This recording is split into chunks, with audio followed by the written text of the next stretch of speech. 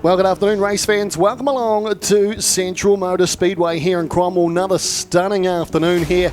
Of course, a lot of rain here yesterday, about 40 mils of rain here yesterday. And the place looks absolutely amazing. The crew here at Central Motor Speedway have done very, very well to get things set and ready to go on a Friday afternoon. So first and foremost, of course, massive thank you for coming out and supporting us here this afternoon, and of course all the folks at home that have tuned in courtesy of Jason, the team from Pits TV, who are here this afternoon. Also a very, very warm welcome indeed. Of course, Central Motor Speedway here, just a good chance to thank our season partners here, Riverview Contracting, Paul Smith, Earth Moving and Heavy Tracks Hire. Massive thanks to those season partners here at Central Motor Speedway. Of course, today, the first round of the Brian FM South Island Saloon Series. And I tell you what, this is the premier saloon series in New Zealand at the moment. It has attracted some amazing drivers. You would have, before racing here today, those that had the live stream and here at Cromwell would have heard Jason interviewing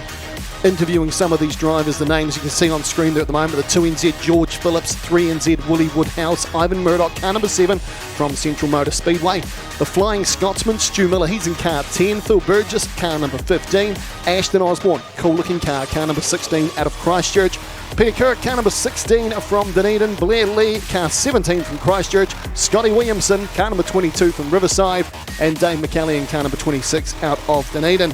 Barry Taylor, one of your locals, car number 28, he's in the entry today as well. 37 is Lee Morris from Christchurch, Trent Amarin all the way from Bay Park, he's car number 42.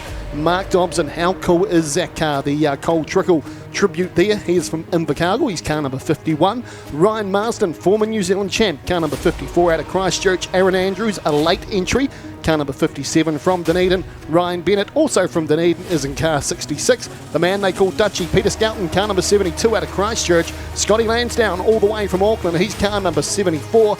Ethan Cook, another former New Zealand champion, he's car number 76 from Gisborne. Jason Gold, he is car number 88 out of Dunedin. Tom Roberts, all the way from Auckland, is car number 89. Dan Black, second generation driver, car number 112 out of Riverside.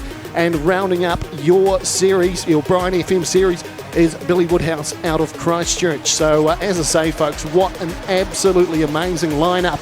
And a good chance also to thank the sponsors of the Brian FM South Island Saloon Series. We have motorsportsales.co.nz. Head along and check that out. Very, very cool website there. A few cars for sale on there. Head along and check that out. BP to go in Cromwell. Can Do Fishing. CRW Posts. And Airwell Dairy as well. And of course the sponsor who's bought this here today, Phillips Bulk Logistics. A massive thank you to all of those sponsors for jumping on board and supporting this series. Alrighty, so out on track at the moment we see George Phillips, the 2NZ from Central Motor Speedway, with his brand new Stealth. Of course, the last meeting here, he actually broke the lap record at the track here 3 times in one race. Absolutely amazing. So he is one of the front runners, of course, one of the men to beat in this series.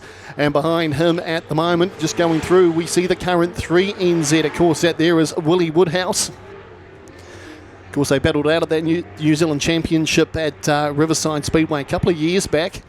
We were hoping to see young Chris Cowling here, but Chris couldn't make it down. Car not quite finished, so he'll be sitting at home checking out this here. George Phillips, the time to beat so far, a 16.429. Willie Woodhouse put in a 17.016. So 16.429, the time to beat for George Phillips. So, of course, out on track at the moment, Ivan Murdoch, car number 7 from Central Motor Speedway, the Uppercuts Firewood Machine. He just took a season off. Good to see him back here in the Pro X chassis. Former New Zealand Championship winning car with Chris Cowling behind the wheel. And car number 10 out there as well, a former Nigel Ross car. That is the Flying Scotsman Stu Miller out of Dunedin. A brand new car for him this season. Now the time to beat, a 16.429 set by George Phillips, the 2NZ. So Stu Miller at the moment looking pretty racing out there. He had a good meeting here at Central Motor Speedway just a couple of weeks ago. So a 17.4 last time around there for Stu Miller, 17.8 for Ivan Murdoch. Checkered flag should greet them this time around. It does. We'll check those times. So no change there at all. Stu Miller, a 17.496. Ivan Murdoch slightly better with a 17.794 than what he did the lap before.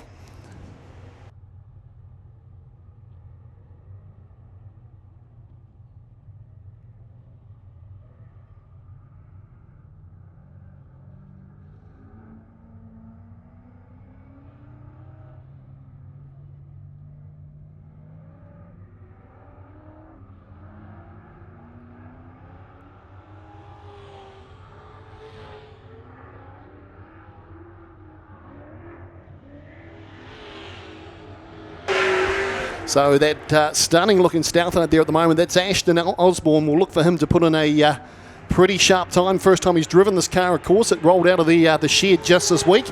Campbell and Gaston machine there of Phil Burgess as well, car number 15.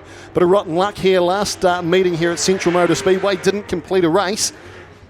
So last time around, Phil Burgess, he shoots up to P3, 17.2. Ashton Osborne P4 with the 17.475. So pretty impressive laps there by these two guys, both Stouts. The car that Phil Burgess is driving is actually Ashton's car from last year. So Phil Burgess has moved into third place with a 17.2 flat. Ashton Osborne a 17.270. So not much between those two cars at the moment. So Scott Williamson, the SW Finance Hypermac, rolls out on track. Car number 16, Peter Kirk from Dunedin. Absolutely no slug behind the wheel of that machine. So the green flag is waved. Couple of hot laps here. That time to beat a 16.429. So at the moment, George Phillips half a second faster than the rest of the field in this one here. So Williamson through that big sweeping turn, a 3 and 4 here at Central Motor Speedway. Through he goes. Kirk will follow through. That's Peter Kirk, car number 16. White flag out for him. So Scott Williamson moves up to 5th place, a 17.4, just behind Ashton Osborne. Peter Kirk currently sitting down in 8th place with an 18.052. He should have improved that last time around. We'll wait and see. So Williamson, a 17.3, sits in 5th place. Peter Kirk, that time doesn't improve, an 18.052. He sits in 8th place. So Dave McCallion now from Dunedin, former 2NZ Super Saloon driver, rolls out on track. Of course, his sponsor, McDonough Contracting, heads off down the back straight. He's got Barry Taylor, one of the locals, car number 28. Loves his saloon car racing. Another one of the Hypermac Mustangs in the field. Green flag drops. Couple of hot laps. Can they put any pressure on George Phillips with that 16.429? Issues coming out of 2 there for Barry Taylor. So through comes McCallion from Dunedin. Taylor really struggling with car number 28 out there at the moment. As I mentioned before, fairly greasy, a lot of rain yesterday. But you can see the dust starting to come off the track at the moment. So Dave McCallion an 18.032. Barry Taylor 20.629. So obviously those handling issues really wreaking havoc there with Barry Taylor. He'll sit down in 10th place. McCallion, he slots into 8th. So Taylor an 18.413. Next up, car number 42, all the way from Bay Park. Trent Amarin. Of course, that is the car that Chris Cowling won the New Zealand Championship in down at Riverside a couple of years ago. 37 from Christchurch. That is Lee Morris. Another Hypermac Ford Mustang. Through he comes. In fact, no, he's got the Corvette this year. Trent Amarin just struggling there between turns 1 and 2. It's one of those corners here. It's an odd shape. You throw yourself in there and it can push you out just as wide on the other side. So we'll see what those lap times are like. The white flag is out. So Trent Amarin, he's gone up to 7th with a 17.6. Morris with an 18.399.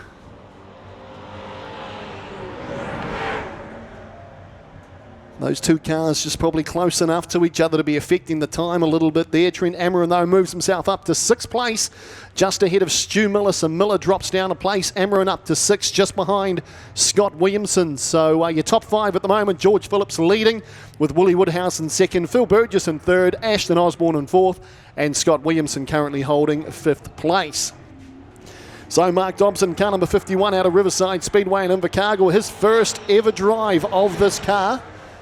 Another one of the Hypermax. And we see 54 out there, former New Zealand champion, Lovelady of Ryan Marsden out of Christchurch. Now his lap time will be one to keep an eye on. He's an absolutely sensational peddler. Dobson looking pretty comfortable out there at the moment too, considering it's his first turn in that car. So Dobson, he's gone up to 8th with a 17.712. Ryan Marsden to the top with a 16.265. So Ryan Marsden knocks off George Phillips, puts in the fastest lap time so far, a 16.265. Ryan Marsden, your new front runner. Mark Dobson comes home in 9th place, a 17.6. Couple of Dunedin peddlers now roll out on track. We've got the 66 of Ryan Bennett. And car number 57, Aaron Andrews, the Otago Medals, Hypermac Mustang. Of course, Ryan Bennett, he's behind the wheel of the Lovelady. 2 hot laps start right now. Of course, Aaron Andrews, he was a late entry in the Brian FM South Island Saloon Series. After Chris Cowling, his late cancellation, Aaron jumped at the chance to jump on board the series, so through goes Bennett. Then Andrews. So Andrews drops into 6th place. It's a good lap by Aaron Andrews, a 17.297. Bennett's an 18.037, so a pretty sharp lap there by car number 57 out of Dunedin. Aaron Andrews, can he improve it and skip past Ashton Osborne? Doesn't look like he's going to. So well driven Aaron Andrews, he moves up to position 6. Your top 5 at the moment, Ryan Marsden, George Phillips, Willie Woodhouse, Phil Burgess and Ashton Osborne. That is your top 5. So car number 72, the man they call Dutchie, Peter Skelton out of Christchurch. Another brand new car. Another one of these Stouths that are rolling out of Mark Osborne's shed there in Christchurch. And behind him, a former 2NZ, Scott Lansdowne, all the way from Auckland. So good to have all these North Island drivers come south to be part of the series. A big warm welcome to the drivers, their crews, their families. Always good to have you in the south racing with the best we've got to offer. Ryan Marsden, the benchmark at the moment is 16.265.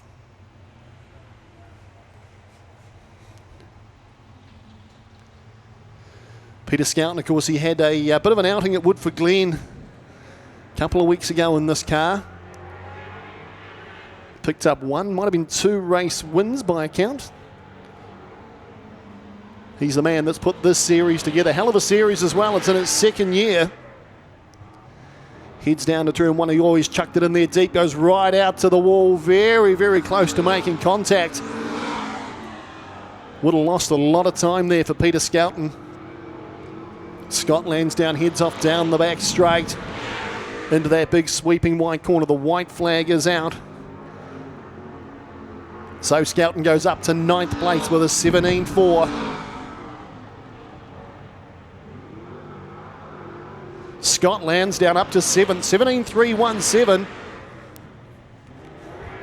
Goes ahead. Oh, Peter Skelton up to 3rd place, 16.620. So just behind George Phillips, the 72, and Lansdowne gets up to 5th place with a 17.022, almost a 17 flat for Scott Lansdowne. So those two drivers very, very quick indeed. Makes that top 5 look totally different. Marsden, Phillips, Skelton, Woodhouse and Lansdowne.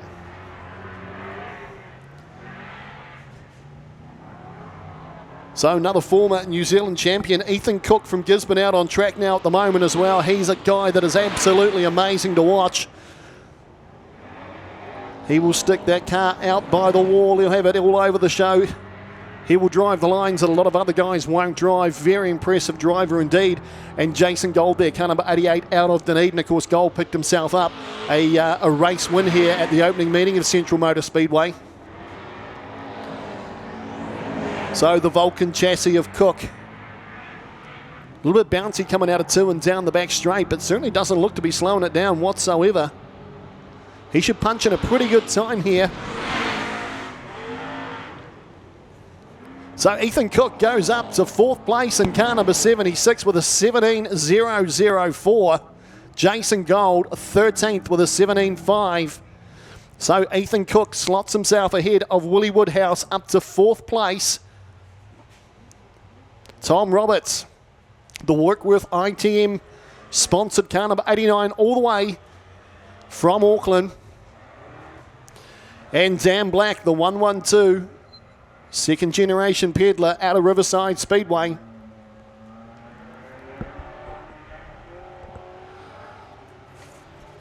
So Roberts now hits the loud pedal as he comes out of turn 4. Hypermac Camaro heads off down the back straight. Former 3NZ.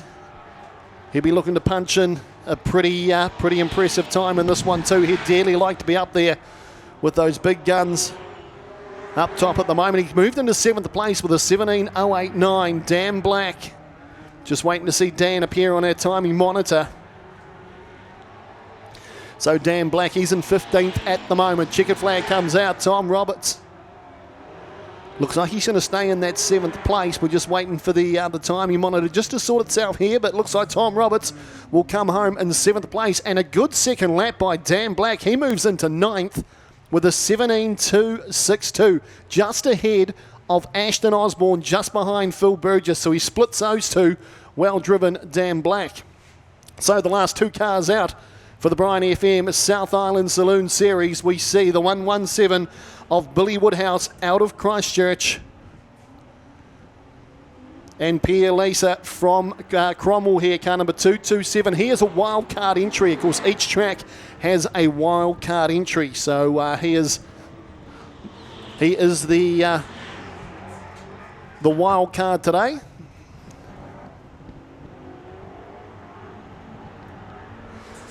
So white flag will come out. They'll have one more to run. Woodhouse goes through, just waiting for Liza. Now Liza heads through turns 3 and 4.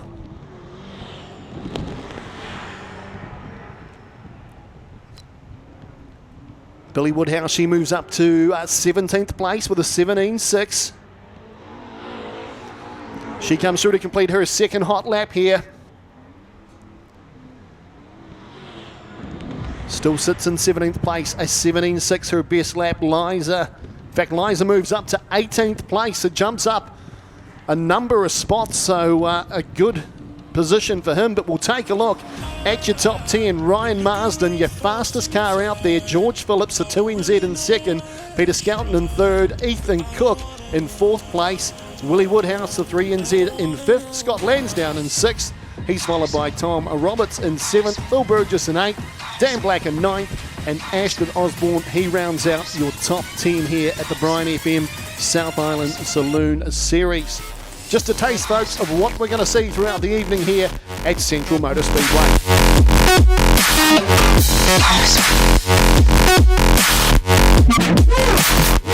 We Reuse IT should be your first port of call when you need help with your PC, laptop or tablet. Whether it be a fault with your machine or a warrant of fitness checkover, the team understand just how important it is to lessen your downtime. And if your old machine cannot be repaired, We Reuse IT have huge stock of refurbished or new PCs, Macs, tablets, printers, screens and much more. Visit them in store today at 135 Cuba Street, Palmerston North, or head to their website at www.wereuseit.co.nz.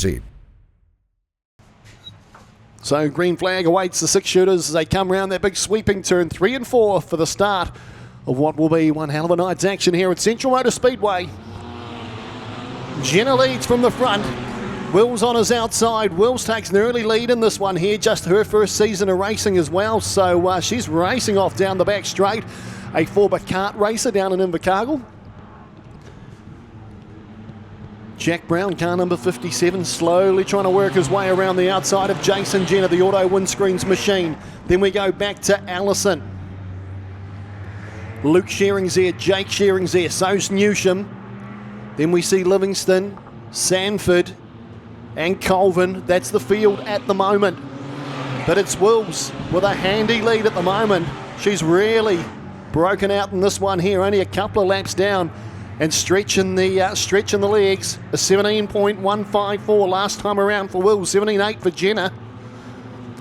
So she's not wasting any time here at all. The Craig's Design and Print sponsored machine.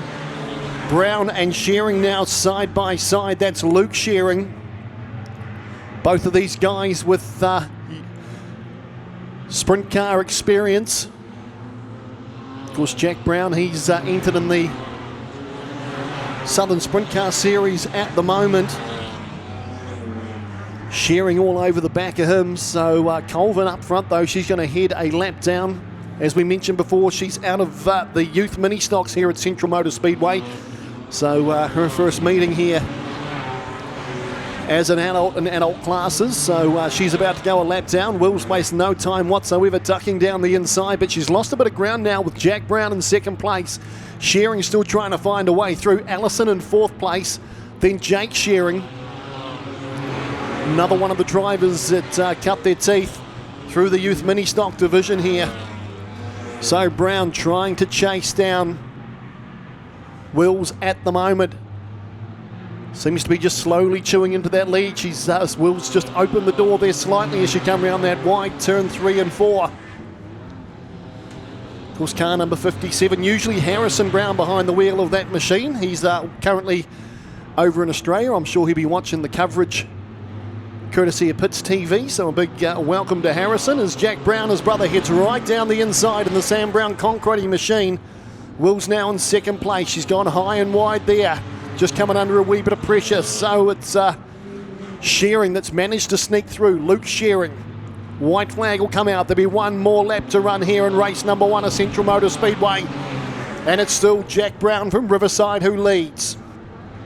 Shearing really trying to close that gap. It may be too little too late, but Shearing, you can see here, closes the gap down there in 3 and 4.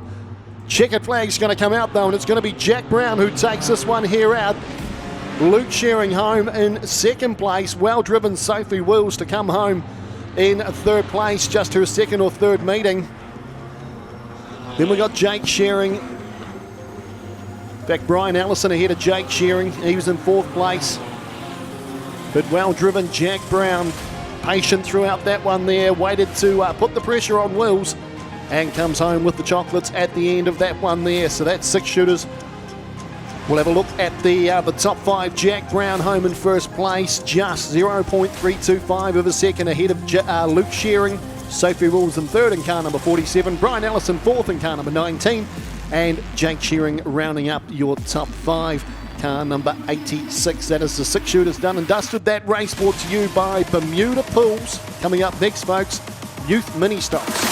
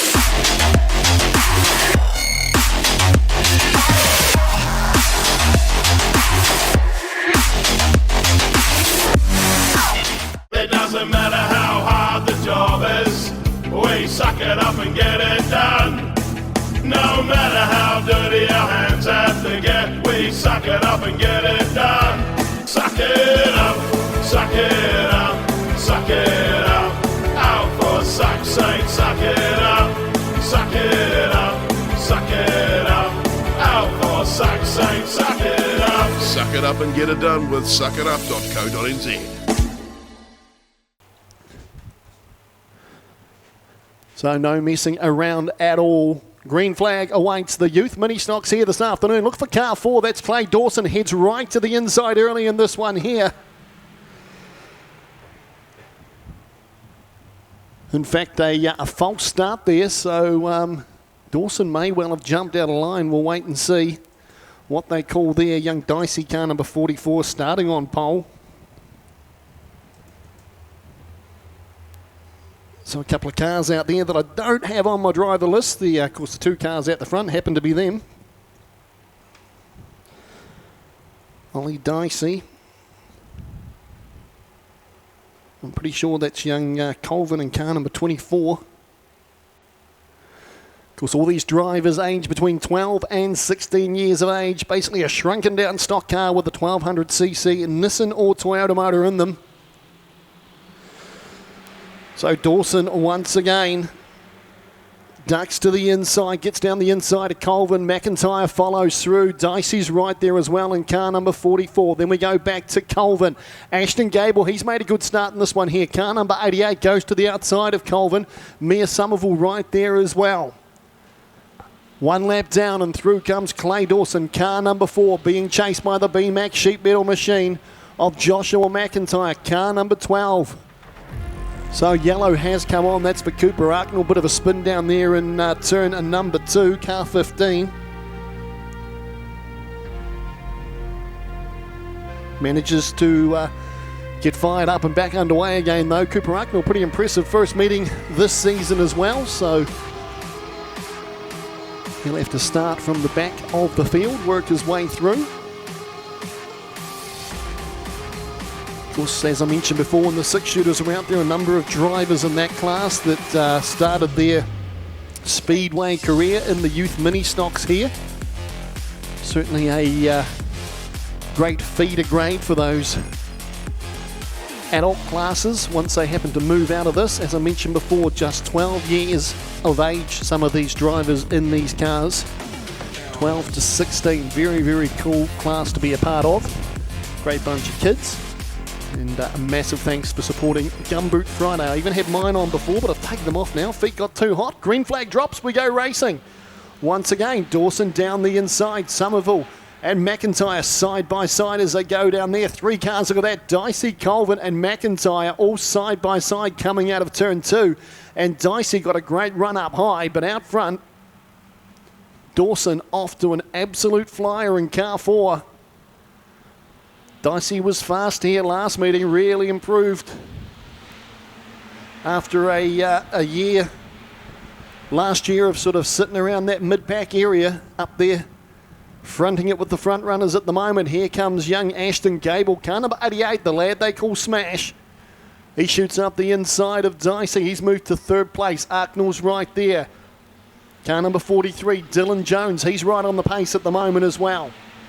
So in 2nd place, it's McIntyre, car number 12. He heads that pretty angry bunch of cars, but out in front it is still car number 4 who leads this one here. We'll get a lap time next time around for Dawson. Comes through turns 3 and 4, past the control tower.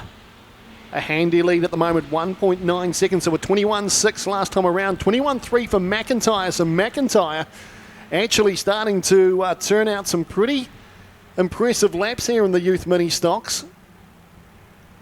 Trying to chase down the leader. Gable still holding that 3rd spot. Then we go back to Dicey, who's in a good battle at the moment. Jones tries to have a look down the inside. Wee bit of contact there with Trent Ainsley. Ainsley's hand goes in the air as if to say, hey, what the? Zach Phillips, he's right there as well. Arknell's in that battle. Dicey sits about mid-track. He's got Ainsley on the inside. Jones on the outside. And the 21 of Zach Phillips about to join the party here as well. Up front, though, of course, McIntyre still trying to chase down Clay Dawson. Zach Phillips with a big move down the inside of Dicey. Nice move there by Phillips. He's moved up about 3 positions. Ainsley's got through there now as well. So Ainsley made the most of that. Jones, he's falling back now. Arknell looks like he's going to have a crack at him. Dicey on the outside, Jones the inside. Good racing here in the youth mini stocks at Central Motor Speedway. But the race leader, Clay Dawson, he's starting to come under a little bit of pressure now as the laps start to count down. We're on lap 6 here, folks. About to kick off lap 7. This race brought to you by RVC. And it's Dawson who leads. McIntyre chasing him down. They head off down the back straight. Paige McEwen, she's a lap car up in front of them. Last time round, Clay Dawson a 21.7, McIntyre a 21.4. Past the control tower, we see McEwen, we see Dawson, we see McIntyre. Next up, Ashton Gable. Trent Ainsley chasing him down. So Dawson now with lap traffic heads down the inside of Paige McEwen. Look at McIntyre, he is not wasting any time whatsoever. The white flag will come out this time around. There'll be one more lap to go. And there's about half a car length between them. McIntyre with a look on the inside. Couldn't quite stick the nose in there. Dawson stretches the legs down the back straight. 2 car lengths between him and McIntyre. Gable coming under pressure now as well from Ainsley. That's for 3rd and 4th. Checkered flag comes out though. It's going to be close. They're side by side as they come past the control tower here. We'll wait and see what the official word is. It did look as if Dawson may have just got across in front. What a race. As I say, we'll wait and see what the results are that come in, but it looks like Dawson just got a nose ahead of it. Clay Dawson, he does take out heat number 1 here, finishes side by side with McIntyre. Great drive by McIntyre, he was well down. Ainsley, he managed to get up into 3rd place ahead of Ashton Gable. Zach Phillips up in 5th. Dylan Jones, he was in 6th place. Cooper Acknell in 7th. Ollie Dicey fell down to 8th place, just ahead of Mia Somerville, car number 29. And rounding up your top 10, Dylan Pratley. That race brought to you by RVC, race number 1 of the evening, race number 2 in your program here at Central Motor Speedway. Dark Wave.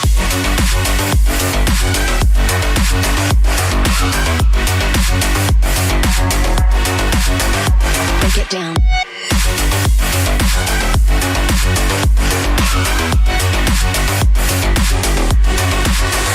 Dark Wave.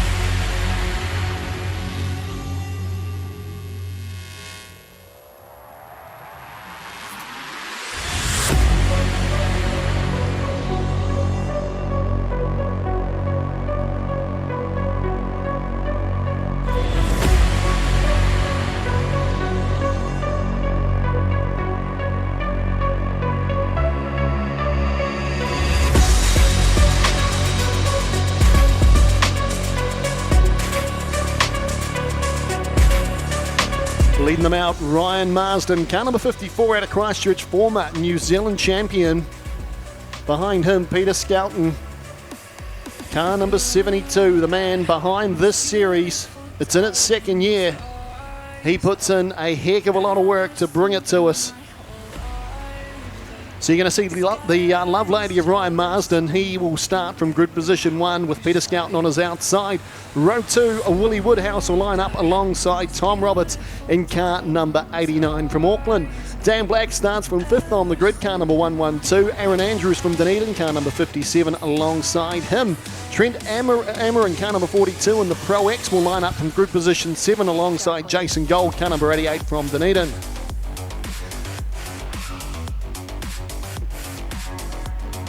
Also out of Dunedin lines up alongside Lee Morris, car number 37 with the Tiny Rod chassis. Real battle of the chassis in this here as well, so bragging rights is what is on the line with those guys. Car number 37 just going past here, Lee Morris from Christchurch. Beautiful night here. Central Motor Speedway at the moment. It's great clouds just keeping the direct sunlight away from the commentary box. The green flag is up, it drops, we go racing. So down to turns 1 and 2. Peter Skelton leads them down there, goes up high and wide. Marsden having a look on the inside. Then we've got Robertson Woodhouse. Marsden really trying to slip down the inside of Skelton. Skelton really trying to get the overlap, which he's managed to do so, coming out of 3 and 4. He's actually pulled a couple of car lengths on Marsden at the moment. Once again, Skelton just looks to screw off a little bit of speed coming out of turn number 2. Roberts now chasing Marsden. Then we go to Woodhouse. Aaron Andrews off to a flyer as well in car number 57, the Otago Metals machine. Through they come once more, a 17.049 for Peter Skelton last time through. He is absolutely flying here, folks, in heat number 1, brought to you by Phillips Bulk Logistics. Peter Skelton sitting about mid-track, comes past the control tower. Marsden chasing hard. He'll be patient, as will Woodhouse sitting behind Roberts in car number 89. Then we go back to Andrews. Dan Black looking racy at the moment. He's got gold behind him. Then Ameren, McCallion, Woodhouse, Bennett, and Lee Morris at the tail of the field in car number 37. So it was 16.6 last time through, a 16.7 for Ryan Marsden.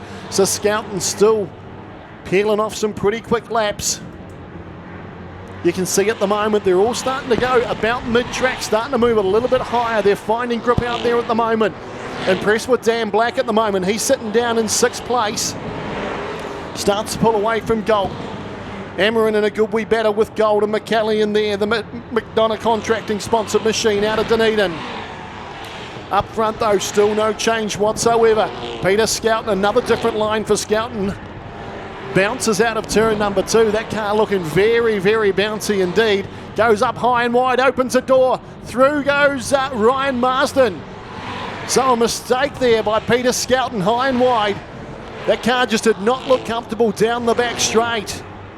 Marsden now takes over the lead in this one here. 5 to go. Make it 4 as Marsden comes on through this time. The former New Zealand champion comes on through. Car number 54. Skelton chasing hard. He'd dearly love to get that lead back again. Roberts still comfortably in 3rd place. He's being chased by the 3NZ out of Christchurch. That's Woodhouse. Then we go back to Aaron Andrews, Dan Black, Jason Gold, Trent Ameren, Dave McCallion, Billy Woodhouse, Bennett, Morris, and behind them Morris, he gets all crossed up. He gets crossed up big time down the back straight. Thought he was going to back onto the straight, then he needs to really move into the infield. We'll see the yellows. Manages to do so. So look at Marsden now, he's pulled away from Skelton. He's starting to chase down the 66 of Ryan Bennett out of Dunedin. Has a look down the inside of him. Right down on that pole line, trying to find a way past Bennett. They come past the control tower. Marsden can't afford to be held up there. Manages to sneak down the inside of Bennett. Skelton still hasn't been able to make that move, but he's going to down here in 3 and 4 by the looks of it.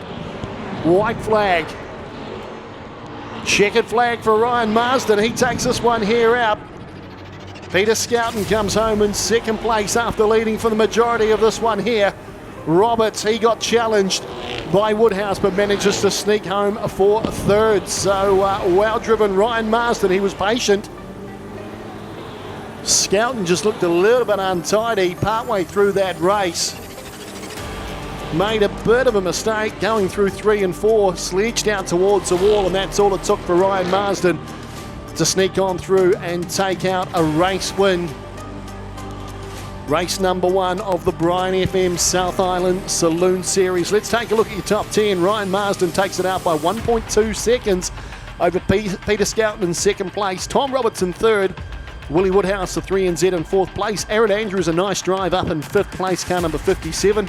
Another impressive drive, Dan Black, the 112 out of Riverside in 6th. Jason Gold in 7th from Dunedin. Trent Ameren in 8th place, car number 42.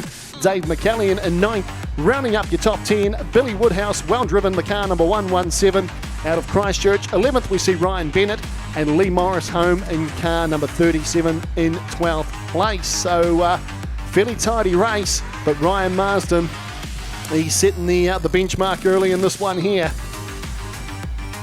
Takes out a race win, well driven.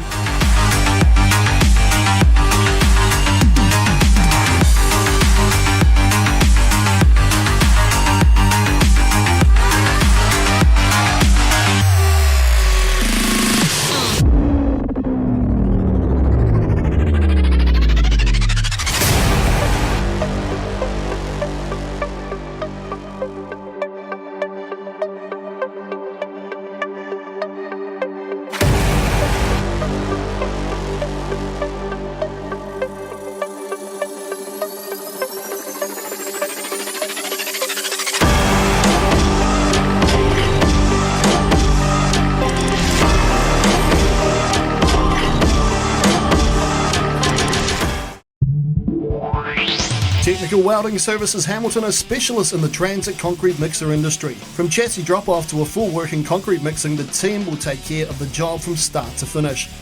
Full engineering services and general sheet metal work can also be undertaken.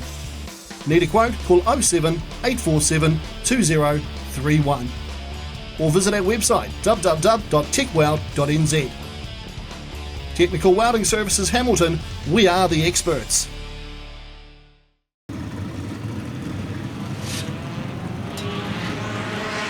Oh, that was not a bad race, that one, eh? And this man did the job, and a mistake on Dutchy's behalf has basically gave you that little bit of what you needed to be able to get the job done. Must be happy first up with the race win. Yeah, pretty cool to get top qualifier on time, and then pretty happy to get Dutchy in the end. It's a distinct advantage to start number 2 on this track. I knew I was going to be hard pressed to beat him. I just had to hang in there and hope that he made a mistake or something like that, and I was lucky enough that happened. Pity for him, but I'll take it. Absolutely, mate. The car looks like it's dialed in just nicely. You happy with that? Yeah, it's exact. I was going to make some changes, but we didn't have time because I didn't have enough time, so I just jumped in and threw everything back on, and it was pretty well demon, so not sure I'll change much again, but just love it. It's awesome. First up, first win, can't complain. No, real happy. It's good. Congratulations, mate. Thanks very much. Back over to you, Daryl. So there we go, folks. Jason catching up with race 1 winner Ryan Marsden. But on track at the moment, it looks like it's James Wood with a handy lead at the moment in the 803. But it's that car from Greymouth, Scott Ritchie, car number 43, trying to work his way through. He started mid-pack. He's got Mackenzie behind him. Then we go back to McTaggart, Hurring. 43 is Jack Taylor, Laura Heads, Rolton. Car number 27, Liam Ballantyne. He's about to hit a lap down on this one here. Still getting the feel for that car. Manages to get through. So James Wood, he's lost a spot out of this one here. Ballantyne heads to the infield in car number 27. But it's Scott Ritchie from Greymouth and the Salika that's managed to sneak on through and leads as he comes past the control tower. So the Downs Tyres sponsored machine took advantage of that bit of a mistake there when Wood got caught behind Ballantyne. So McTaggart, he's still holding on to third place. Issues there for Mackenzie. He's dropping down as well. Looks like he's going to head to the infield. All crossed up. Car number 43, Scott Ritchie. Comes past the control tower. James Wood still trying to chase him down. Trying to get that lead back. He's shortened it up to about a car length at the moment as they head off down the back straight here at Central Motor Speedway. Daniel Rolton, he's up in front of these guys here. He's going to go down a lap. Within the next lap or so, he's not too far off the leaders. Then we go back to McTaggart, Hurring, Jack Taylor, and Laura Heads from Riverside Speedway trying to chase down Taylor. So Rolton there now. He's on the entry to turn 3 and 4. You can see him just goes through 3. The race leaders move to the outside of Daniel Rolton in the Primera. He goes down a lap. Through goes Scott Ritchie, so does Wood. McTaggart there, seen a wee bit of a flame come out the back of Des McTaggart's car as he went, probably chucked her down a gear or something going into turns 1 and 2. Wood, he flirts with the wall coming out of turn number 2 as well. A wee bit of contact there as a white flag comes out. One more lap to run for Scott Ritchie, the man from the West Coast. Just takes his time going through 1 and 2. He did not want to make a mistake coming out of there, but he's got a handy lead at the moment and 2 corners to run here at Central Motor Speedway to pick up race win here, brought to you by Paul Smith Earth Moving. It's going to be car number 43, takes it out, comes home ahead of the 803 of James Wood. McTaggart, he settles for 3rd place. Another good, clean, tidy race. Couple of casualties in that one. Ballantyne on the infield. Mackenzie on the infield also. We'll take a look at your top 5 here in the production saloons. Scott Ritchie takes it out. Car number 43. James Wood, car number 803 in 2nd place. Diggs McTaggart, car number 25 in 3rd. Gavin Hurring in 4th place in car 6. And rounding up your top 5, Jack Taylor, car number 43 from Central Motor Speedway. Once again, that race brought to you by Paul Smith Earth Moving. So it looks like there's going to be a little bit of track maintenance go on. The water truck lines up and it's going to come out, but coming up in just a moment, we're going to see the Saloons Group B for the Phillips Bulk Logistics. That race brought to you by, we'll just thank our gold sponsors here at Central Motor Speedway, Highside Construction, Erskine Construction, Queenstown Roofing, The Gate, Porter Hire, Crichton Sandblasting and Sign Biz. They're our sponsors here at Central Motor Speedway.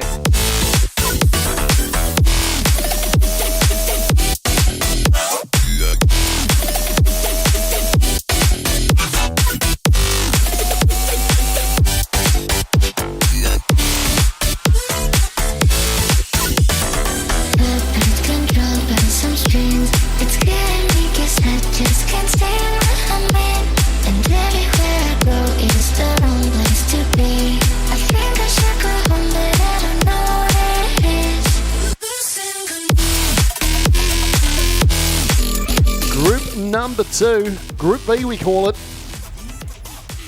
Lining up on the front row, we've got George Phillips at 2NZ starting from 1 with Ethan Cook in his Vulcan car number 76, position 2. Scott Lansdowne in the K-Max starts from position 3, car number 74. He's got Phil Burgess, car 15 alongside him in position 4. Ashton Osborne, car number 16 out of Christchurch, starts from 5th. Scott Williamson will start from 6th in car number 22. The Flying Scotsman, Stu Miller, car 10 will start from 7th with Mark Dobson, car number 8, debuting that car tonight, starting from car 51, starting from 8th. Car number 227, Pierre Lysa, he will start from 9th on the grid. Ivan Murdoch starts from 10th in car 7. Peter Kirk with the Halcrow chassis, he'll start from grid position 11 in car 16. Barry Taylor on his outside, car number 28 from Central Motor Speedway. So pretty racy lineup in this one here. Ready for a race start. The Brian FM South Island Saloon Series flag drops. Phillips and Cook side by side. It's a drag race down to that tight turn number 1 and 2 here at Central Motor Speedway. And it's going to be Cook. Look at Cook right down the outside. He takes it right out to the wall. That's what we said before, folks. Keep an eye on Cook. He got off to an absolute flyer. Look at Osborne. He's managed to work his way through as well. He's now hassling Lansdowne for 3rd place. He got past both Williamson and Burgess. So Burgess has lost a couple of spots. So Cook leads this one here. But look at George Phillips coming back at him strong. Phillips up high and wide. Down the main straight. Cook still leads. Then Phillips. Lansdowne. Then we see Ashton Osborne. Scott Williamson. Burgess challenging Williamson on the inside. Then the Flying Scotsman. Stu Miller. Mark Dobson in the 51. Barry Taylor in 28. Then we go back to Murdoch, Kirk and Lysa at the tail of the field. So a car length between the leaders at the moment as they head off out of turn number 2. Last time around, a 16.9 versus a 16.8. George Phillips slightly faster than Cook. They're exchanging lap times at the moment. It's a title fight here at Central Motor Speedway. Just looking at those lap times before, Cook would put in a flyer. Then Phillips would. Here comes Phillips with a big look down the inside of Cook. They're side by side. What a sight, folks, as they come round that big sweeping 3 and 4. Will Cook stick the car out wide again? Phillips manages to sneak down underneath. What a move. But here comes Cook. He's coming back once more, the man from Gisborne. He's not going to give it away. But Phillips, he's managed to pull out 2 or 3 car lengths within a lap. So George Phillips out in front, stretches the legs down the back straight. Then we go back to Cook. Lansdowne, he's still managing to hold off that stealth of Ashton Osborne. Of course, Osborne, he's only out of a mini stock a couple of years ago. Just his 2nd season of saloon racing. He's all over the former 2NZ. Lansdowne has a big look down the inside as they duck into turn 3 and 4. Ashton Osborne down low. Lansdowne out wide. Williamson still in a great battle further back. He's got Burgess all over him. Not too far away from that fight, we see the Flying Scotsman, Stu Miller. But look at this battle for 3rd and 4th at the moment. Lansdowne and Osborne, beautiful racing. Neither of these drivers giving an inch. Osborne on the inside, but Lansdowne gets a great run out of 2. Manages to sneak up the outside of him. Through goes Phillips. Look at Cook, puts the back wing basically touching the wall out of 4. Lansdowne, he's got a wee bit of breathing space here now. From Osborne, he's managed to pull out half a dozen car lengths. White flag should come out this time around for George Phillips. He's just behind Liza, Murdoch and Kirk. He's done well. Got a shock at the start with the start that Cook got off to. One more corner to run though for your current 2NZ. George Phillips looks down the inside of Murdoch, takes this one here out. Through comes Cook in second place. Good drive by Lansdowne. Scott Lansdowne, car number 74 from Auckland home in third, just ahead of Osborne. But what a drive, a patient drive it was by Phillips. It was a great battle when him and Cook were side by side for about 3 or 4 laps, neither of them giving an inch. Beautiful drive by all those guys up front, but it's George Phillips who takes it out. Ethan Cook in second place, 2.7 seconds down the track. Scott Lansdowne in third, Ashton Osborne in fourth. Scott Williamson, nice drive. He's in fifth place, ahead of Phil Burgess, car number 15 in sixth. The Flying Scotsman, Stu Miller in seventh. Barry Taylor in eighth place in car 28. Mark Dobson, car number 51 in ninth, with Peter Kirk, car number 16 in 10th. Ivan Murdoch home in 11th place, car number 7. And Pierre Liza home, car number 277 in 12th place. What a race, folks. Of course, that race brought to you by Phillips Bulk Logistics. George Phillips had that machine absolutely on rails. But as we said before, the battles that were unfolding out there before between Cook and Phillips, and then between Osborne and Lansdowne, all of those cars side by side battling for position. That's what makes the Brian FM South Island Saloon Series the premier saloon series in the country, folks. Alrighty, what a race. We'll be back in just a moment, folks.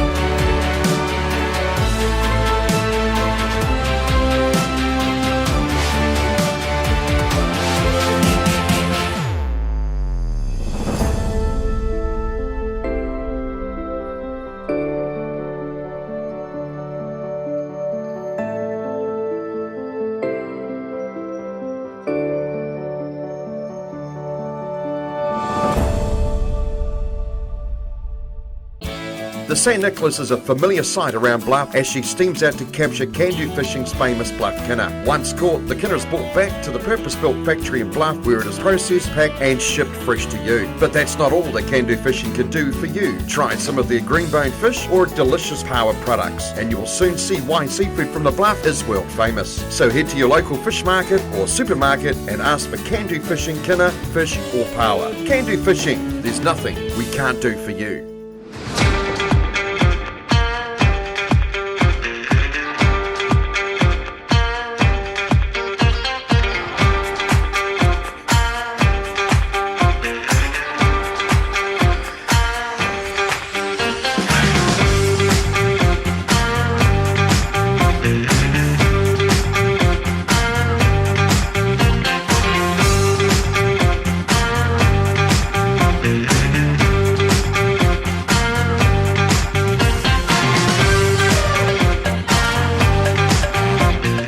Folks, here we go. This man done a fantastic job up there and brought it home in first place, the new Stealth. Awesome work, George. You must be happy with that, mate.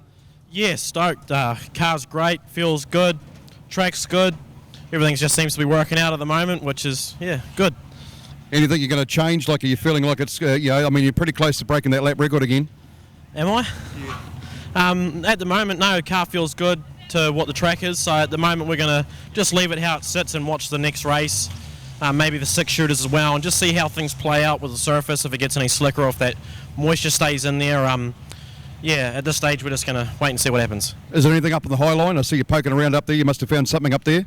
Yeah, there's a nice cush all the way around, actually, so just tap her in, back it into the cush, and it just drives you all the way around. It's perfect. Absolutely, mate. Well, obviously, we've got to give your sponsors a big thank you, because obviously we wouldn't be here without this thing. This thing's looking like $1 million, mate. Looks fantastic. Yeah, first of all, I'd like to thank Mark from Stealth Engineering. You know, he's the guy that built the car, builds a lovely car. I couldn't be happier with it, and the service that he's given us is just tremendous. I'd also like to thank iBattery, Supreme Site Works, Southern Mechanical, Scaff Tech, Hire and Phillips Bulk Logistics. Absolutely, mate. Well, big difference between the Stealth and the Hypermac? Yeah, they're actually, I didn't think there'd be that much of a difference, but there's actually quite a massive difference. Obviously, as you can see from the lap times from my old car versus the new one, it just seems to be like way more drive. It's just always on point. Like I think from the first 2 meetings we did here this season, between the first and last race, we only lost 0.08 of a second over the whole night. So to me, that's pretty good gun. Absolutely. Well, congratulations, mate. Look forward to seeing what you can do next race, eh? Thank you very much. Alrighty, folks, stock cars on track at the moment. Jason just catching up with George Phillips here, winner of race number 2. Good to see Brian Tunneyfart back out on track. Car number 98, he's chasing down Casey McEwen at the moment in car number 16. Through they come, 1.5 of pure heavy metal here at Central Motor Speedway. Shannon Knight, car number 29 from Riverside Speedway. He gives Tunneyfart a bit of a nudge coming out of turn number 2. Tunneyfart will lock that in the memory bank. Behind him, Jacob Bolton at the moment, just behind Shannon Knight. Then we go back to Luke Malloy. 582, Cameron Reddy from Central Motor Speedway. Great looking car. He comes past the control tower now. Tunneyfart behind him. Then Trazen, Rylan Annabelle, car number 5 from Beachland Speedway. And young Zara Lee Tahuta there as well in car number 37. Still Casey McEwen out in front. Car number 16, new car for him this season. Out of the Rob Racing stables in Christchurch. Shannon Knight trying to chase him down at the moment. They head off down the back straight. Then we go back to Bolton. Tunneyfart trying to find his way back through the field. Manages to sneak down the inside of young Luke Malloy from Riverside. Past the control tower once more. It is still Casey McEwen. Car number 16. Shannon Knight in second place. And Bolton, that's Jacob Bolton, in third at the moment. Casey McEwen takes it wide out of turn number 4. Sneaks on past. Shannon Knight, of course, was putting all sorts of pressure on him early, but McEwen, he's managing to get away. Bolton, though, putting some pressure on Knight. Looks down the inside as they head down the back straight. So Bolton, that was pure horsepower down there, right down the inside of Shannon Knight. Knight's going to try and fight back between 3 and 4. Tries to duck in behind him. Almost touches that rear bar as they go past the control tower. Brian Tunneyfart trying to chase down. He'll have in the memory bank that Shannon Knight just sort of upset him a little bit just a few laps ago. So I'm looking forward to seeing how that battle unfolds throughout the afternoon here as McEwen comes through once more. Bolton, Knight. BT Engineering Machine of Brian Tunneyfart. Then we go back to Luke Malloy, car number 5. Then Cameron Reddy. Then Rylan Annabelle. Annabelle with a big look down the inside of Cameron Reddy. Manages to unsettle him. Gets a pass made. Shannon Knight goes to the infield. The white flag is out. One more lap to go for car 16. Casey McEwen out of Central Motor Speedway. Flat right rear, it looks like, for Shannon Knight. But an easy enough win at the end of the day for car number 16. Casey McEwen takes this one here out. Bolton home in second place. Brian Tunneyfart, car number 98, home in third place. Of course, folks, if you are a big fan of the Central Coyote stock car team, you can order their merchandise online now. They've got hoodies, singlets, t-shirts, bucket hats, caps, you name it, the whole lot. You can jump online and grab your Central Coyotes merchandise. Go to Central Coyotes on Facebook. The orders for this need to be in by the 11th of November. That is cut off to get your merchandise. So make sure you head along and grab some of that and support your Central Coyotes. They're doing big things in stock cars. Looking forward to seeing how the season pans out for them. That is Stock Cars race number 1 of the evening for them, brought to you by Highside Construction. Hope you're enjoying your evening so far, folks. Whether you're sitting at home watching this courtesy of Pits TV or enjoying the sunshine here at Central Motor Speedway.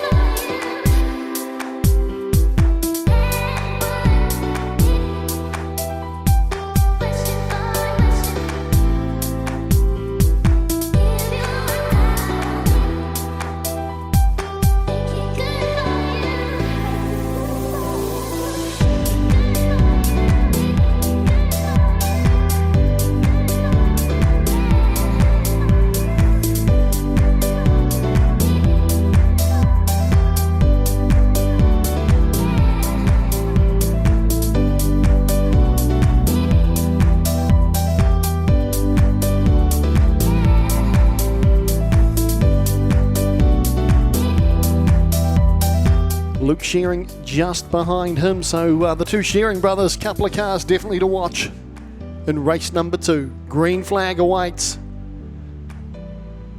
Should get a start this time around. It drops. We go racing here at Central Motor Speedway.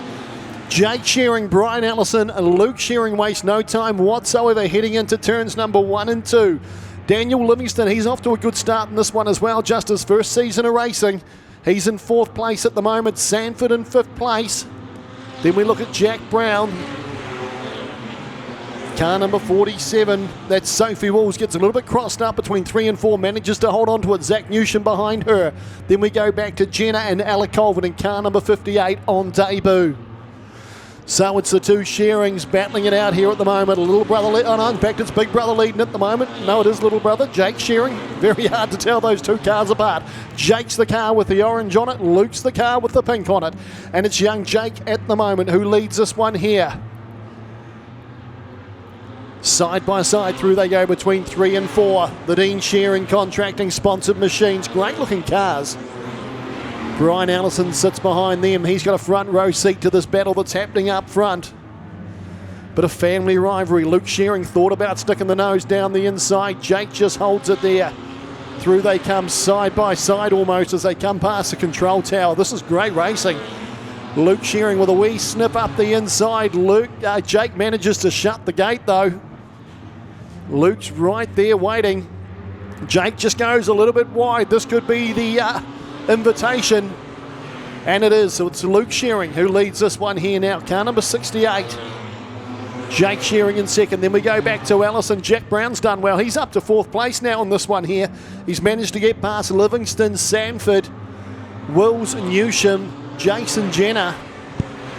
And that's Alec Colvin in car number 58, the Ben Smart machine. About to go a lap down her first meeting here in a 6-shooter. Pretty daunting stuff when you get out there in a field of such classy drivers, but she's doing well at the moment. Just puts a car out towards the wall. Let those faster cars through. She's doing that well. So she lets Allison through as well. Jack Brown will be next in the queue. So Luke Shearing. Be a couple of laps to go as they come through this time. He's on the main straight. Heads down to 1 and 2. Jake Shearing in 2nd place. Then Brian Allison. Jack Brown. Then we go back to Daniel Livingston, car number 25. He's been impressive. Zach Newsham trying to chase down Sanford. Sanford's been impressive. She's a former youth mini-stock driver as well. She did about 3 or 4 meetings last season in 6-shooters. She's sitting mid-pack. Newsham goes to the infield. This is the last lap for this one here. And it's going to be a pretty hard-fought win mid-race here. But it's Luke Shearing that managed to get through. Car number 68, Jake Shearing. Car number 86, home in 2nd place. Brian Allison in 3rd. So a great battle partway through that one there. But once Luke Shearing managed to sneak on through, he certainly pulled a gap. We'll take a look at the results. Luke Shearing takes it out from his brother Jake Shearing in 2nd place. Brian Allison in 3rd, car number 19. Jack Brown got home in 4th place. A good drive from him in car number 57. Daniel Livingston from Riverside home in 5th place, car number 25. Samantha Sanford, car number 93 in 6th. Jason Jenner, car number 7 in 7th. Sophie Wills home in 8th place in car 47. Alec Colvin, car number 58, finished in 9th. And Zach Newsham finished on the infield there. He's car number 6. He was given 10th place.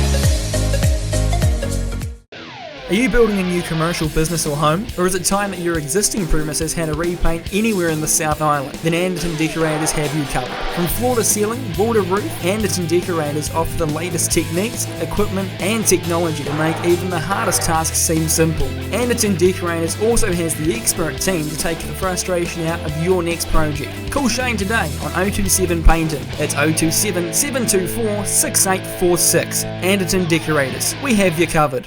Trent Ainsley leads him around. He's car number 5. He's got Ashton Gable on his outside. Car number 88. Byron Craig, 448. 43 is Dylan Jones. 21, Zach Phillips. Jess Evans here, car number 33 as well. Paige McEwen's right there. Green flag set to drop on race number 2 of Youth Mini Stocks here at Central Motor Speedway. Once again, this race brought to you by Placemakers Central Otago, and Ainsley gets off to a flyer. Look for some of those faster cars down the tail of the field, the likes of McIntyre, Cooper Arkle, Clay Dawson, all trying to work their way through the field. Arkle, he's caught up high. Somerville looks to the inside of him, tries to make a move, but out in front it is the stealth of Trent Ainsley, car number 5 with a handy lead early. Second place, we see Dylan Jones. Good battle between him and Ashton Gable. Gable was impressive in race number 1. Fourth place at the moment, we see Zach Phillips. Then Dawson, McIntyre. They've managed to work their way through that pack, so up to 5th and 6th place at the moment. Trent Ainsley picked up, as we mentioned before, his first race win here at Central Motor Speedway. He's been running here for a couple of years, but he only got his first win last meeting.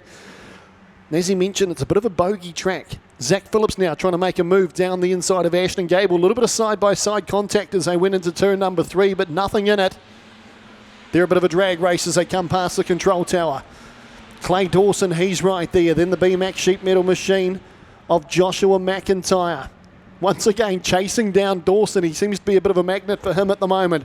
Then we go back to 448, which is Byron Craig. He's in a great battle at the moment with the 22 of Dylan Prattley. Lockie Campbell in a bit of clear space there at the moment, just behind Prattley. Then we go back to Colvin. Arkle side by side with car number 33, Jess Evans. And Somerville there as well. McEwen not too far off the pace as well. She's right there. Race leader sneaks on through once more. Should be 5 to go this time around as Trent Ainsley. He's got a bit of clean air, but the battle behind him really starting to heat up. Phillips has lost a spot, so Dawson's managed to get past him, and McIntyre now looking for a way up the inside of Phillips. So we take a look at the top 3 there at the moment. We see Ainsley sneak on through. Then we go back to the 43 of Dylan Jones. Ashton Gable in 3rd place. He's driving well in this one here. He's being chased by Dawson. Phillips and McIntyre still side by side as they set off down the back straight. Then we go back to young Prattley, Craig, Arkle, Colvin. Then we see Somerville. Good tidy racing here tonight across all the grades so far. Can Jones, though, can he chase down the race leader? Trent Ainsley, he started on the front row of the grid. He got off to a handy lead early. Heads past the control tower. There'll be a couple of laps to run. Dawson still hasn't managed to get up onto that rear bumper of Gable. Thought he may have chased him down by now, but good to see some of these cars starting to really find some pace early in the season to challenge some of these faster cars. Fairly even spread when you watch that top 6 cars come around turns number 3 and 4. The white flag comes out for Ainsley. He's got one more lap to go. He got a taste of that winning feeling here last meeting, and he's liking it. Looks like he's going to make it. Race win number 2 here at Central Motor Speedway. Heads off down the back straight into turn number 3. He's got one more corner to run. Trent Ainsley. Look at this on the outside, though. Ainsley is going to take it out. Only just. Jones was right up beside him in car number 43. Then we go back to Ashton Gable, car number 88. Then Dawson, McIntyre and Phillips. So good clean racing, good fast racing by the youth mini stocks here tonight at Central Motor Speedway. Of course, that race brought to you by placemakers Central Otago. So Ainsley takes it out ahead of Dylan Jones in second place, car 43. Ashton Gable, car number 88, he takes out third place. Clay Dawson in fourth, Joshua McIntyre, car 12 in fifth. Zach Phillips in sixth, Dylan Bratley in seventh, Cooper Arkle in eighth place, Byron Craig in ninth, and Michaela Colvin, well driven, in 10th. 11th place, Mia Somerville, Lockie Campbell home in 12th, Jess Evans in 13th, Paige McEwen in 14th, Bailey Craig 15th, and Ollie Dicey. I don't think Ollie actually started that one there, so nope, didn't. So Bailey Craig 15th, Ollie Dicey didn't roll out, but well done once again, that top three, Trent Ainsley, Dylan Jones, and Ashton Gable. Coming up next, folks, we're going to see the C Main for Saloons, brought to you by Phillips Bulk Logistics.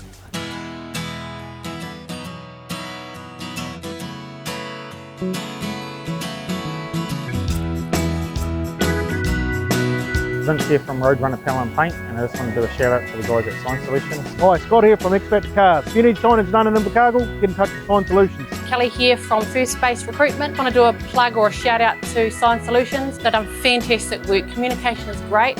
Highly recommend them. So Sign Solutions, head on down and see them today. Alrighty, folks, welcome back to the Brian FM South Island Saloon Series. C-Main here. Pretty sure top couple of cars in this one here will go through to the B-Main, which will happen a little bit later on.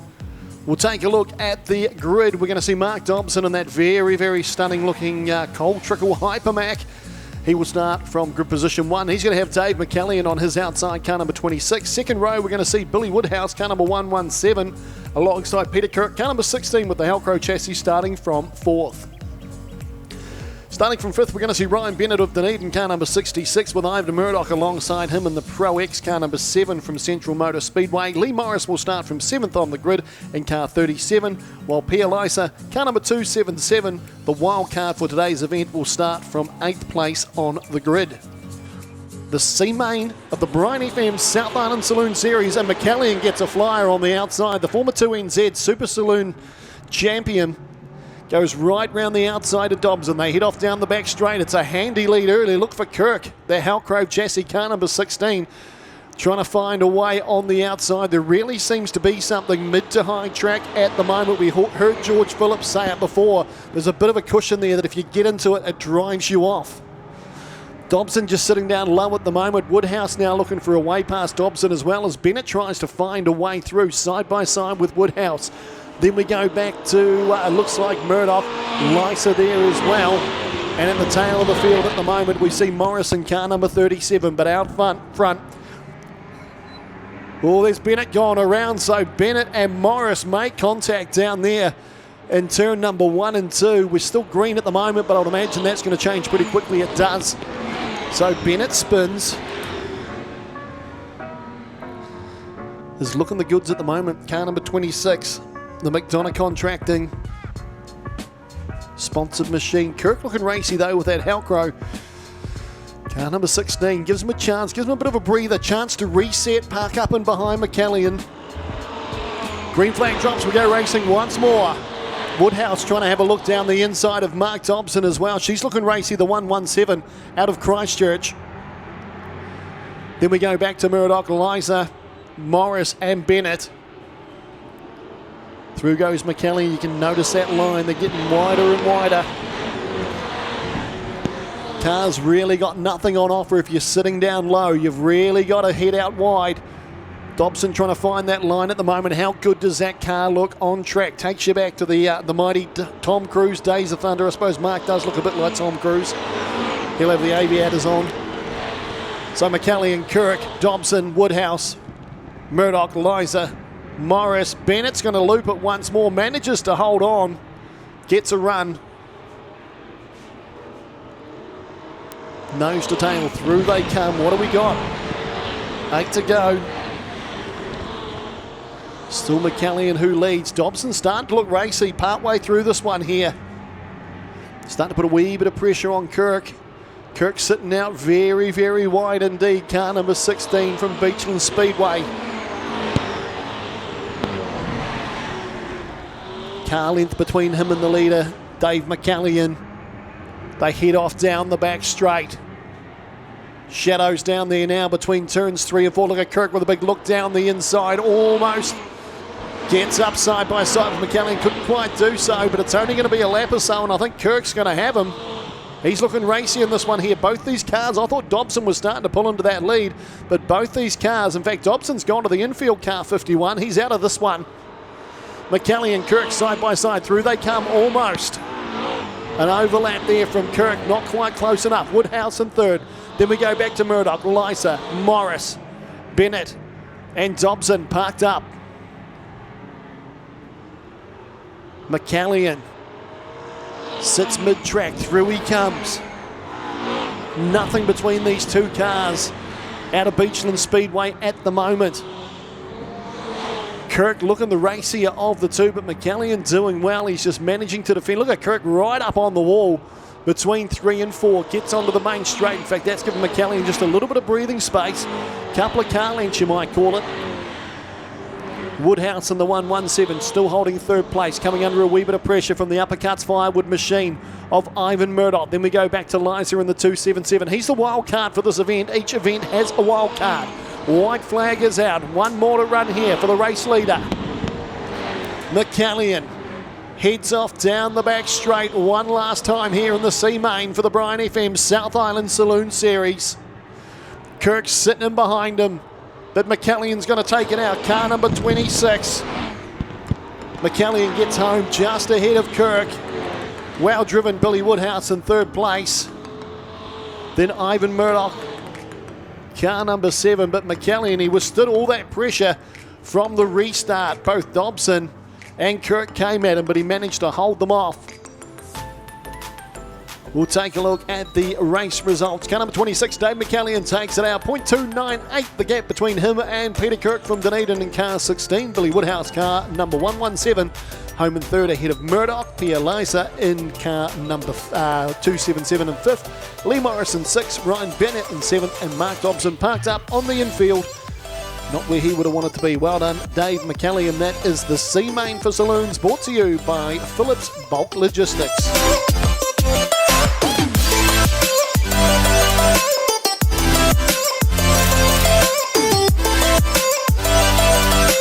Alrighty folks, ready for a race start. Second race of the night for the production saloons here at Central Motor Speedway.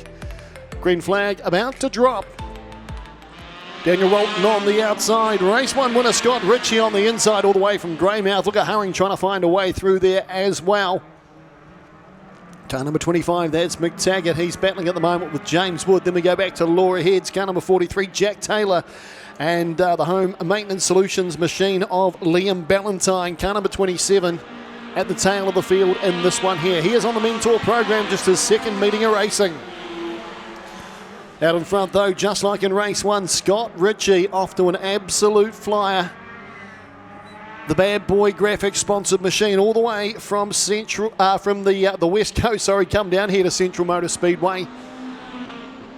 Out in front of this one here, Hurring gets it all crossed up, trying to get down the inside of Daniel Rolton. Couldn't quite make it stick. James Wood on the outside of Rolton at the moment too. This is a better outing from Rolton, had a couple of seasons off. Currently sitting in second place, Woods on the outside. Hurring's right there, so's McTaggart. Rolton all a bit crossed up as he come out of 4, loses 3 spots in that lap.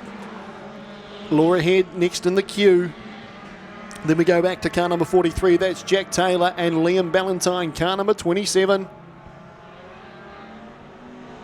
Of course, most of these cars are just your general family car at one time they may have been.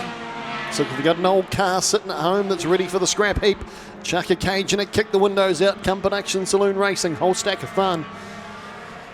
Good way to get into your speedway career. Another lap down, there'll be 5 to go, this time through Scott Ritchie. Being chased by James Wood. New paint scheme for James Wood this time. Of course, he used to have the fresh choice, the white paint scheme with seagull all over his car.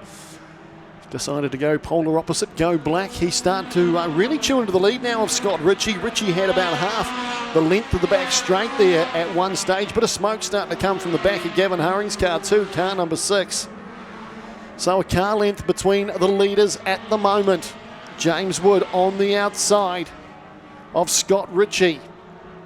As we mentioned before, we've seen it with the Saloons before. There's a good line on the outside. Scott Ritchie trying to push James Wood up high.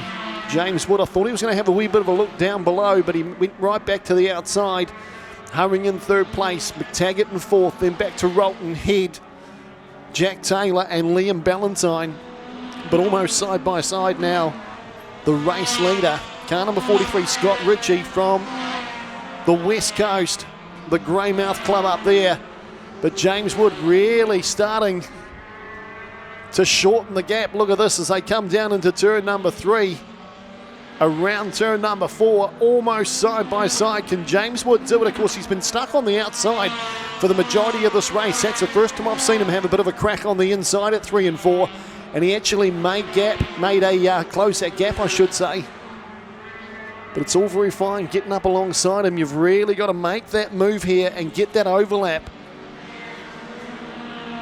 Through they go, side by side once more. White flag is out. One more to run. Can Scott Ritchie hold off the challenge that's been thrown at him by James Wood? They're almost side by side down the back straight now. Oh, there's contact between the race leaders. That almost spared Scott Ritchie over in front of James Wood. That could have been very, very ugly indeed.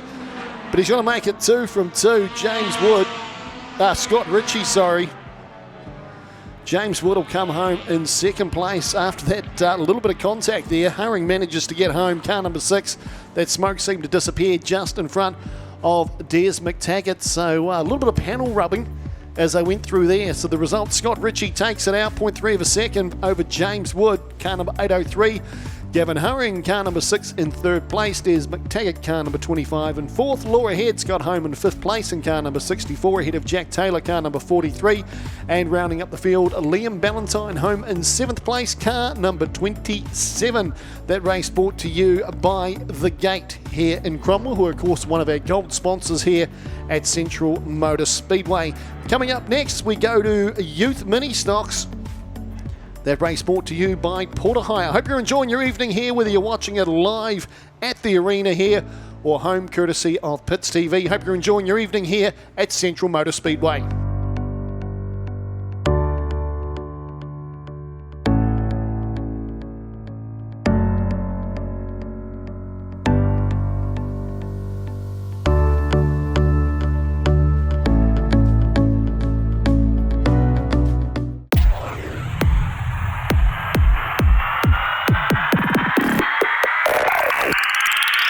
It's action for the whole family.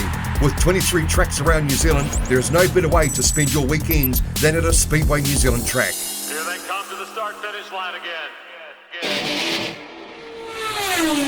There's something for the whole family. Sprint cars, saloons, stock cars, sidecars, midgets, and much, much more. Pack up the family and make a trip to adrenaline-filled, action-packed bashes and crashes that only Speedway can deliver. Visit www.speedway.co.nz to find out the track nearest to you. Speedway, it's our summer thing. Alrighty folks, green flag drops. Leading them off, car number 49, Lockie Campbell heads down to that tight turn 1 and 2, but Pratley goes right round the outside. Arkle, manages to squeeze down the outside, a nice move. McIntyre tries to find a way through there now as well. He's moved up to third place with Phillips just behind him, but it's Pratley, young Dylan Pratley, car number 22, who leads this one here. Up high and wide on the wall there as they come through 4. That's McIntyre. Cooper Arkle now with the race lead. Car number 15. Can he manage to make it stick? Goes through 1 and 2. Needs to keep the foot up and down the back straight. He's side by side with Dylan Pratley. McIntyre follows him through. Then we go back to Phillips. Car number 49, who started off the front row, Lockie Campbell. He's right there. Clay Dawson trying to find a way through. Wee bit of contact between Campbell and the 43 of Dylan Jones. Ainsley tries to get through there as well, gets the elbows out. So does Ashton Gable. So all those big guns trying to find a way through. Ollie Dicey back out in this one too, which is great to see. He gets a bit of a helping hand from Byron Craig down the back straight, just ahead of Colvin and Somerville. But through comes the race leader, Cooper Arkle from Central Motor Speedway. Couple of car lengths from McIntyre. McIntyre in his first season of youth mini stock racing. Of course, he races youth saloons down at Riverside Speedway. Just his second meeting in this car. His job now, of course, to try and chase down Cooper Arkle, but Arkle looking pretty racy in this one here. Goes out wide, probably a wee bit too wide, so he's lost probably a couple of car lengths there. They head down towards turns 3 and 4. Sun starting to disappear here tonight at Central Motor Speedway. Good battle with Prattley and Phillips. They were side by side around turns 3 and 4 as well. But look at this. McIntyre, the BMAC sheet metal sponsored car. You'd barely stick your big toe between those two cars as they went down the back straight there. There was nothing between them whatsoever. Cooper Arkle is going to move to the outside of the 415. That's Bailey Craig. Craig goes down a lap, so here comes McIntyre with a look on the inside of Arkle. Can't get it done though. Arkle manages to get good drive out of 2. McIntyre now, he's going to have the rear vision mirror full of Clay Dawson, car number 4. Phillips in 4th. Then we go back to Ainsley, Jones and Gable. Clay Dawson with a look down the inside of McIntyre. So McIntyre, they've both managed to get past Arkle. So McIntyre leads this one here, but he's got Dawson on the inside. They've battled each other in the first 2 heats. Dawson manages to slip down the inside. Can McIntyre come back at him? He's up high and wide, McIntyre. He's certainly not going to give it away. Dawson tries giving him the big squeeze as they go into turn number 1. They come out, they're using absolutely every inch of track. This is great racecraft by these drivers up front. Oh, Ollie Dicey gets all out of control down here, loops it down there in turn number 3 and 4 as the white flag comes out. One more lap to run. Clay Dawson. He's still got McIntyre behind him. Takes it out nice and wide, stretches the legs down the back straight. Arkle still there. He was the race leader for the majority of this one. But it's going to be Clay Dawson, car number 4, that'll take this one here out. He'll be followed home by McIntyre and Arkle. Good driving by those top 3 cars. The well-driven Clay Dawson started well down the pack. Managed to drive all the way through to win it. Absolute class act so far this season. So Clay Dawson takes this one here out. Joshua McIntyre, car 12 in 2nd place. Cooper Arkle, car number 15 in 3rd. Zach Phillips in 4th place in car 21. Dylan Jones in 5th in car 43. Trent Ainsley home in 6th place, car 5. Ashton Gable, the 88 in 7th. Dylan Prattley in 8th place, car number 22. Michaela Colvin, car number 9. Home in 9th, sorry, she's car number 24. And Mia Somerville rounds up your top 10 in car number 29. Then we go back to Lockie Campbell in 11th place. Jess Evans in 12th. Byron Craig in 13th. Bailey Craig in 14th. Ollie Dicey 15th. And no Paige McEwen this time around. So Ollie Dicey with that bit of a spin at the end, but well done to our race winner, car number 4, Clay Dawson. He'll be happy with that. That race brought to you by Porter Hire. Coming up next, the B main for the Brian FM South Island Saloon Series.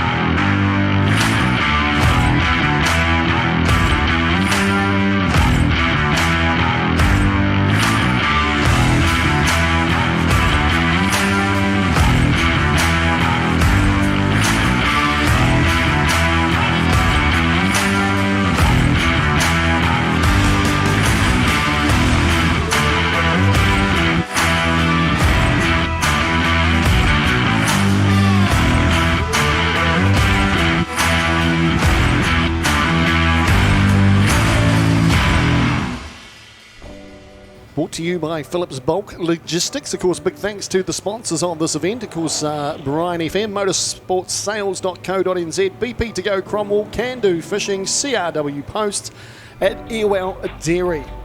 Taking a look at the grid. Phil Burgess, car number 15, he will start from grid position 1. Dan Black, the 112, will start along outside him. In 2nd place, Stu Miller, the Flying Scotsman, will start from 3rd in car 10. Jason Gold, car number 88, will start from 4th in his Hypermac. Trent Amarin from Bay Park, he will start from 5th in car number 42, alongside Barry Taylor starting from 6th in car 28. Dave McCallion will start car 26 from grid position 7, and Peter Kirk, car number 16 from Dunedin, will start in 8th place. Then we go back to the 117 starting in 9th, that is Billy Woodhouse.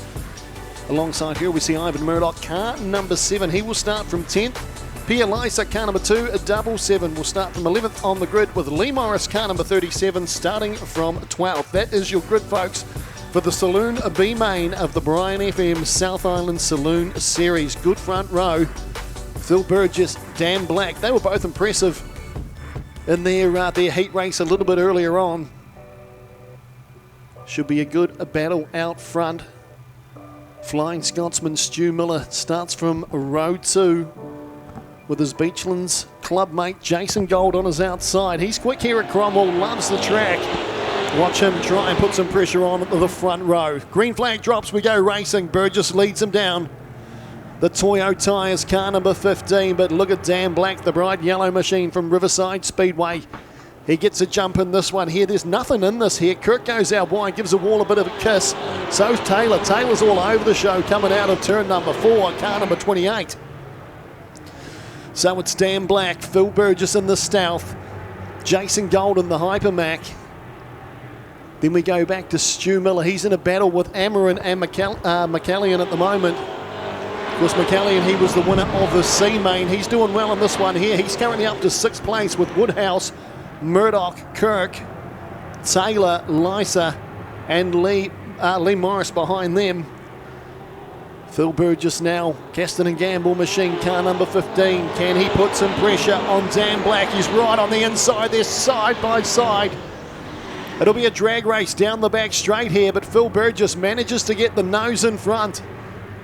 Of course, we've seen before with George Phillips that there was plenty on offer out wide, but Burgess is sitting down low and showing there's something on offer down there as well. Car 15.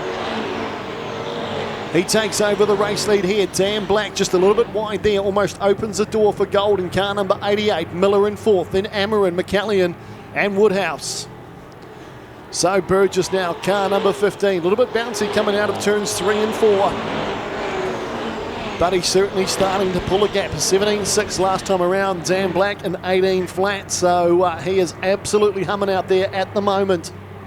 Dave McCallion a 17.8, so impressive times for him as well. He's mid-pack at the moment in a battle with Dave McCallion. But it's the Toyo Tyres Stealth. Heads off down the back straight once more. Phil Burgess, fastest lap of the row. Amarin goes to the infield, a big spin down the back straight for Trent Amarin. Manages to get back on track, but it puts him to the tail of the field. Dan Black under all sorts of pressure at the moment from Jason Gold. 17.5 last time around for Phil Burgess, the race leader, as the McFall fuel car, car number 42, goes to the infield. Handy lead at the moment though for the local lad, Phil Burgess in car number 15. 3/4 of a straight, that's the gap at the moment. Back to Dan Black in the 112. He was the early race leader. He's being chased hard by Jason Gold. Just gets a little bit crossed up, this Black. McCallion, he has a look down the inside of the Flying Scotsman. Stu Miller. Of course, McCallion, he advanced from the C main. So he's doing well to get up there. He's currently in 4th place. Through goes Burgess. Handy lead, Dan Black. He's in defence mode at the moment, the 112. Doesn't quite look comfortable coming out of 2. Sets up Jason Gold for a big invite down the inside, but Gold couldn't quite make it stick. One more lap to go. White flag is out. Car 15, Phil Burgess. Could be his first race win in the new car. He's slowing down the back straight. Thought there was an issue there for a moment. In fact, Black's starting to reel him in, but he's going to have enough to get to the black and white checkers. Phil Burgess, he takes out the B main here at Central Motor Speedway. Dan Black home in 2nd place. In fact, the yellows are on. So we've still got some more racing to do in this one here. It looks like Lee Morris, car number 37, spins late on the last lap. Very impressive car, turned out some great results. So we're going to go green at the restart. Phil Burgess out in front. Dan Black with a bit of a look on the inside. He's not going to have enough though. Burgess powers out of turn number 2. Heads off down the back straight. Stretches the legs. Oh, big mistake by McCallion. He's dropped down the order. Murdoch's got past. So's Woodhouse. Wee bit of contact there. Checker flag comes out though for car number 15. Phil Burgess, Dan Black in second place. Then we go back to Jason Gold in a third. So well driven.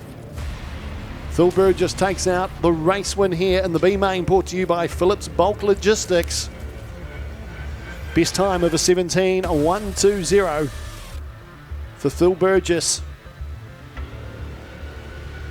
Take a look at those race results. Burgess brings it home in first, ahead of Dan Black, 112 from Riverside Speedway. Jason Gold, 88 from Dunedin in third place. Stu the Flying Scotsman Miller. Car number 10, he got 4th. Ivan Murdoch up to 5th place. A good drive by Murdoch. The 117 of Bully Woodhouse up to 6th place. Peter Kirk in 7th. Dave McCallion fell down to 8th place. Car number 26 with that mistake on the last lap. Barry Taylor in 9th. Pia Lisa in the 277 in 10th place. Lee Morris in 11th. And of course we see Trent Ammer in car number 42 with a DNF. Well done, Phil Burgess. A race win in the B main here at the Brian FM South Island Saloon Series. Hope you're enjoying your night's racing so far, folks, here at Central Motor Speedway.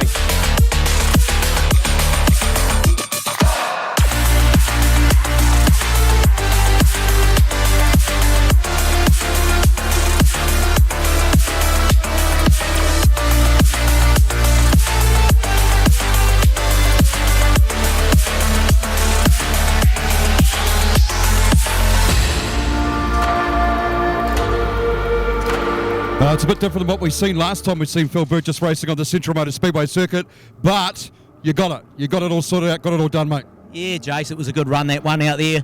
We obviously started off 1, we got behind Dan at the start, and then we followed him and managed to get the pass down into turn 1 and 2, and then sounds like we pulled away, so it was good. Yeah, obviously that yellow didn't help you. Did that make you a bit nervous right at the very end there? You think, oh my God, yeah, we're going to get screwed over here. He's going to pass me, but no, you held it off and it was pretty good. Yeah, and I actually seen the checkered flag with the yellow, so I thought, yeah, maybe it is us, maybe it's not. So then I thought, well, I control the start, so I can just go whenever I want to, and they're going to drop the flag. So that's what we done, and away we went. Absolutely. So, obviously happy with the car, the way it's performing. I see Oz was over here trying to help you with obviously with a few tips and a few setups. Has he put a couple of tweaks to the car to make it go a bit better? Oh yeah, definitely. Oz has been a great help with the car. We got off Ashton last year, and Oz, it's a great car. It's been good straight out of the box, and they're real good cars, Jace. So what happens now? Do you advance into the A main now? Yeah, we go off grid to 11 for the A main now, so we'll get a few minor changes made to the car. We don't need to do much with these things, and then get going faster again. Okay, your sponsors, mate, you got a few this year. The car looks bloody amazing this year, so obviously AWS must have done some pretty good magic with it. Yeah, AWS is awesome. Andrew up there in the North Island. We've got Toyo Tyres, my own company, Camel and Gaston Motors. Custom Signs have done all the graphics on the car, and obviously Mark with South Engineering has been an awesome help to us. Good stuff. Congratulations, Phil. Best of luck in the A main. Thanks, Chase. Cheers. Alrighty, folks, stock cars out on track at the moment. Shannon Knight leads. He's the lad from Riverside Speedway. Car number 29 being chased at the moment by Casey McEwen. Car number 16 in third place. We see Trazen Ryland Annabelle. Car number 5 from Central Motor Speedway. Brian Tunifar in fourth place. Then we go back to Cameron Reddy, Tahuta, car number 37. Then Luke Malloy, car 5. So Bolton parked up on this one here, the 861 on the infield. Shannon Knight leads, through he comes. Sits out on that little high spot between turns 3 and 4. Shannon Knight, of course, he had a bit of a stint over in Australia, through a few years over there. He was a good young peddler, and he's come back and got back in behind the wheel of the stock car, and certainly getting into it early in the season. Casey McEwen, race 1 winner, currently sits in second place. Then we go back to Annabelle. Brian Tunifar in fourth. That car's had a full rebuild throughout the season. In fact, just seen it last week, photos of it on Facebook, and it was basically bare bones. He's made some big changes to that car this season. Cameron Reddy being chased by Tahuta. Then we go back to Luke Malloy, car 5. Couple of laps to run on this one here, and it's Knight out in front. Comfortable lead at the moment, goes through turns 3 and 4. White flag presented for Shannon Knight. Southland Sandblasting and Coating sponsored machine out of Riverside Speedway. He'll pick up his first race win of the season. Goes through 3 and 4 and takes this one here out. Comfortable win for Shannon Knight. Mr. Consistent, Casey McEwen comes through in second place. Brian Tunifar just coasting home in car number 98. Maybe issues for his car, not sure. Then comes through Tahuta in 4th place. This race, of course, brought to you by Brook Car Building. Second race of the evening for stock cars. So it was actually Shannon Knight who took that one there out, car number 29. Casey McEwen in second place. Brian Tunifar in third, car number 98. Zawala Tahuta in 4th. Good drive from her. Cameron Reddy in 5th place. Luke Malloy in 6th. We see Annabelle in 7th and Jacob Bolton parked up on the infield there for race number 2 of stock cars. Good chance to thank the season partners here at Central Motor Speedway, Riverview Contracting, Paul Smith Earthmoving and Heavy Tracks Hire, and of course our gold sponsors Highside Construction, Erskine Construction, Queenstown Roofing, The Gate, Porter Hire, Crichton Sandblasting and Signbiz.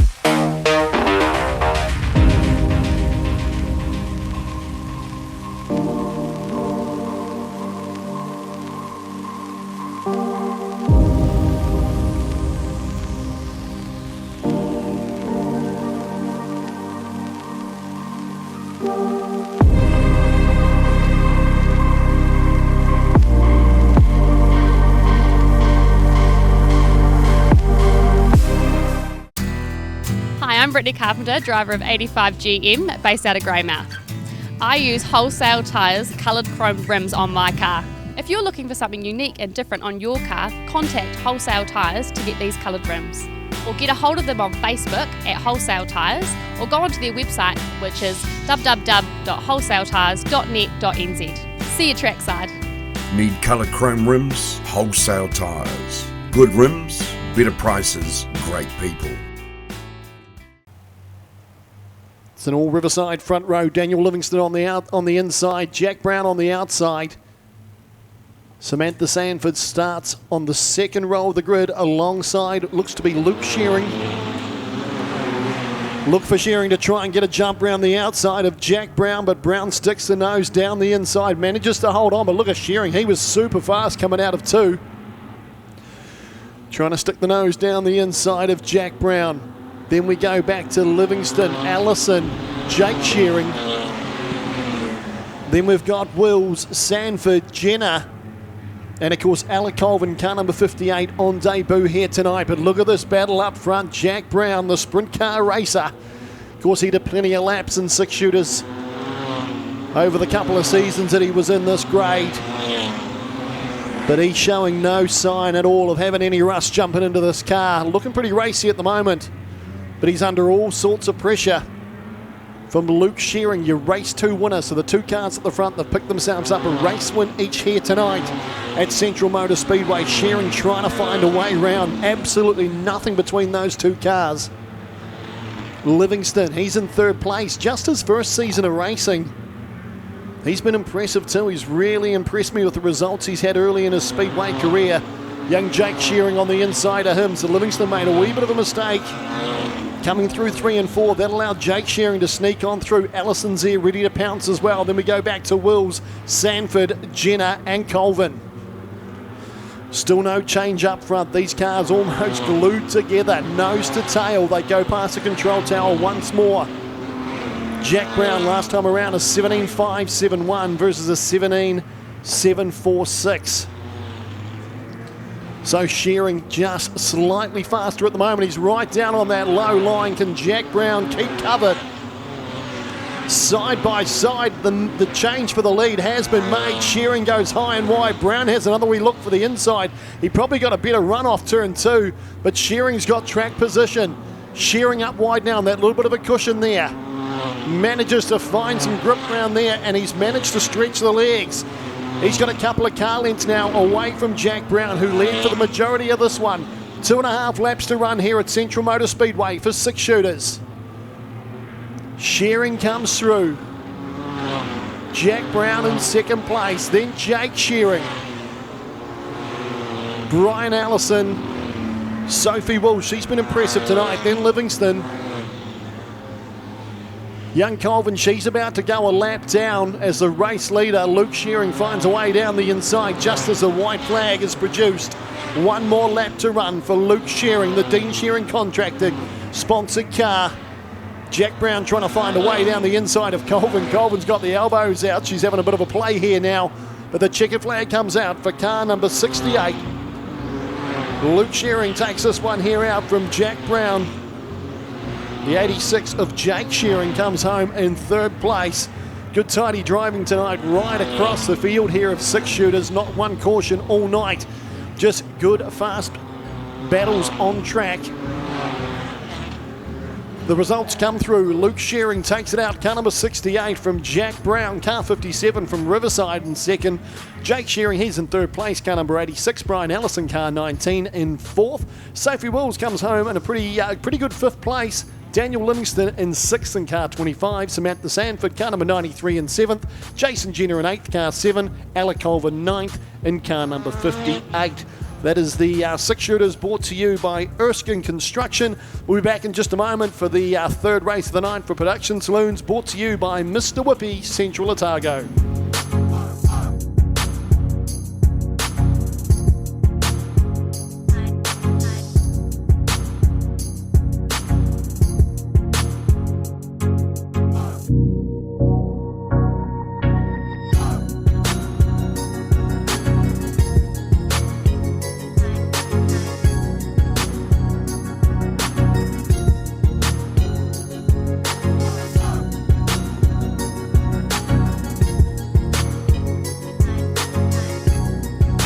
Production Saloons brought to you by Mr. Whippy, Central Otago, as the sun really starts to clear down here behind the mountains. Green flag drops on. It's Hurring has a big look down the inside of Jack Taylor. McTaggart round the outside of Taylor, and Daniel Rolton down the inside. So that's your top 3 at the moment. Rolton with a bit of contact there, gets a big tank slapper coming out of turn number 2. Car number 43, Scott Ritchie, making ground down the back straight. Very, very hard to see down here at the moment as they come out of turns number 3 and 4. Massive glare. But as they come out of there, we see Gavin Hurring, car number 6, takes the race lead. McTaggart in second place. Then we go back to Scott Ritchie. He's currently holding third. James Wood goes around the outside of Jack Taylor. Then we go back to Laura Head, Daniel Rolton. And at the tail of the field, car number 27, Liam Ballantyne. Just his second race meeting here. 2 wins from 2 race starts so far for Scott Ritchie in car number 43. He's trying to find a way down the inside of Des McTaggart. Easier said than done. McTaggart, a bit of a seasoned veteran. Oh, Laura Heads was it? Was that Hurring? That was a race leader. Hurring gets it all wrong, gets it all crossed up. Coming through 3 and 4. So look at this now. Car number 43 up the inside. That's Scott Ritchie from Greymouth. James Wood makes contact with the wall out of turn number 2. Laura Head, she's missed a gear down here in front of the control tower, so it's all turning to custard here at the moment for the Production Saloons. Laura Head's managed to get going, but the battle up front, car number 43, Scott Ritchie from Greymouth, he leads this one here as Laura Heads goes to the infield. McTaggart in second place, and we go back to James Wood.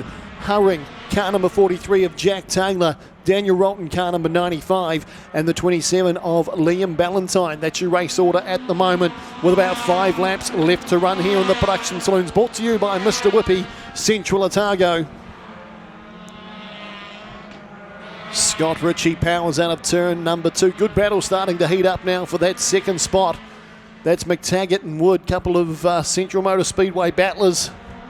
They come through 3 and 4. Wood goes right round the outside of McTaggart, but McTaggart will hold that inside line down to the tight turns number 1 and 2. Side by side through they go. James Wood takes it out nice and wide once more, but it's a handy lead for Scott Ritchie. Can he make it 3 from 3 here tonight at Central Motor Speedway? Comes past the control tower. He's being chased by James Wood, though. He's really starting to chew into that gap, despite the fact that he's having that battle with McTaggart. So he's pulled away from McTaggart. But we're going to run out of laps. There'll be a couple of laps to go. In fact, it looks like car number 43, Scott Ritchie, almost slowing down when he came into turns 3 and 4. So James Wood should power around the outside of him down the main straight. Liam Ballantyne getting crossed up down there between 1 and 2. So Scott Ritchie has really been dragged in by James Wood. Wood goes to the outside of Ritchie. McTaggart's still there as well. He's down in 3rd place. Look at James Wood right up against the wall, trying to find a little extra something to make the pass. The white flag is out. They're side by side through 1 and 2. They've got lap traffic in front of them. Scott Ritchie still holds the lead. James Wood, will he try and change his line? He's going to sit out on that high line. It's going to be close as they come round towards it. Oh, Wood goes into the wall hard. And it's going to be the 43 from Greymouth. Scott Ritchie, who takes this one here out. Very, very close indeed. James Wood threw absolutely everything at it. McTaggart home in 3rd place. Good battle there up front. We've seen some great racing this afternoon from the production saloons, but it's going to be 3 from 3 for the man from Greymouth. Scott Ritchie takes it out. James Wood 2nd place. Des McTaggart in 3rd. Gavin Hurring back in 4th place with Jack Taylor in 5th. Daniel Rolton settles for 6th place in car number 95 with Liam Ballantyne, car number 27 in 7th place. Laura Heads, a DNF parked up down there on the infield. That is Production Saloons, brought to you by Mr. Whippy, Central Otago. Hope you're enjoying your evening here, folks.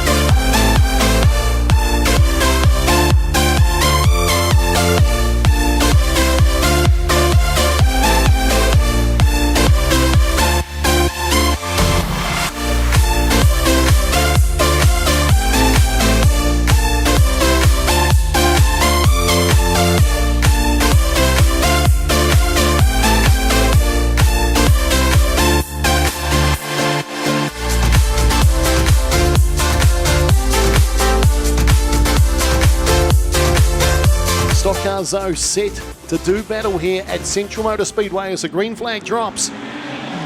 Taniwha and Tahuta from the front row of the grid. Shannon Knight has a big look down the inside of Tahuta, manages to get it done. Of course, he got into the back of Brian Taniwha in race number 1. They're all nose to tail, bit of a train going on down there as Luke Malloy says, hey, if you guys don't want to pass each other, I'll go right round the outside of you, but it's Zarali Tahuta that leads.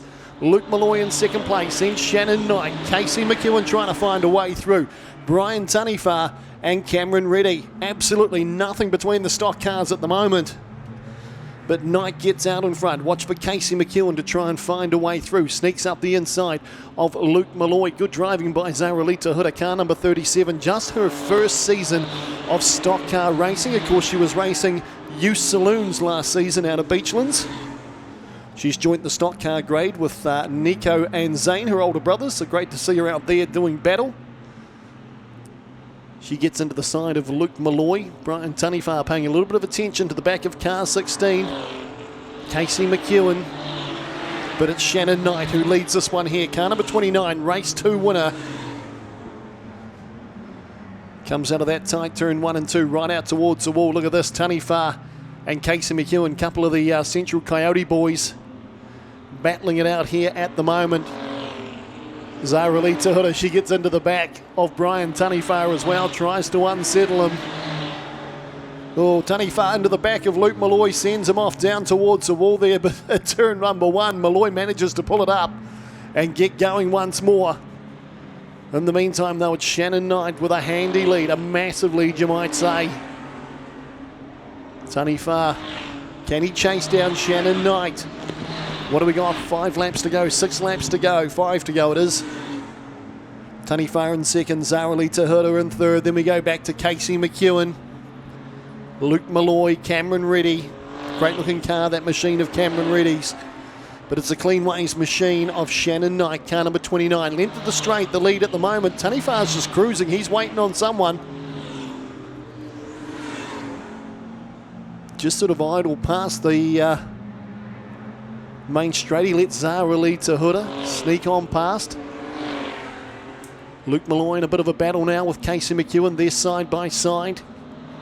Nothing separating them as Tahuta waiting on Casey McEwen. Looks like he is. They're going to battle with each other. McEwen tries pushing Taniwha out towards the wall down here between turns 1 and 2. So a little bit of cat and mouse happening between 16 and 98. They park up down there between 1 and 2. McEwen manages to get away as Shannon Knight sneaks through. So this could be the chance that Taniwha is looking for to deal out some punishment to Shannon Knight. Knight goes into the back of Casey McEwen. Of course, McEwen a lap down on Knight. Brian Taniwha joins the party now as well. Knight gets into the back of him for the second time tonight. Spins Taniwha. So he certainly had Taniwha's measure tonight, has Shannon Knight. That may come back to bite him. White flag is out though. Oh, Knight goes around McEwen. Absolutely drills him. Zarali Tahura, she goes into the side of Shannon Knight as well. Luke Malloy goes around the outside. So it'll be Malloy now that actually leads this race. Taniwha lays one on Shannon Knight. There's the payback we were talking about. But the checkered flag comes out, and I think it's going to be Luke Malloy. He's going to take the race win here at Central Motor Speedway. Casey McEwen, second place, and I think Reddy might have got through for third. So Malloy, in fact, Reddy in second because McEwen was actually down a whole lap. So well driven, Luke Malloy. He takes this one here out. So some good action in that one there from the stock cars. Casey McEwen and Brian Taniwha. But a cat and mouse going on when Brian Taniwha, of course, he got that payback that he was looking for.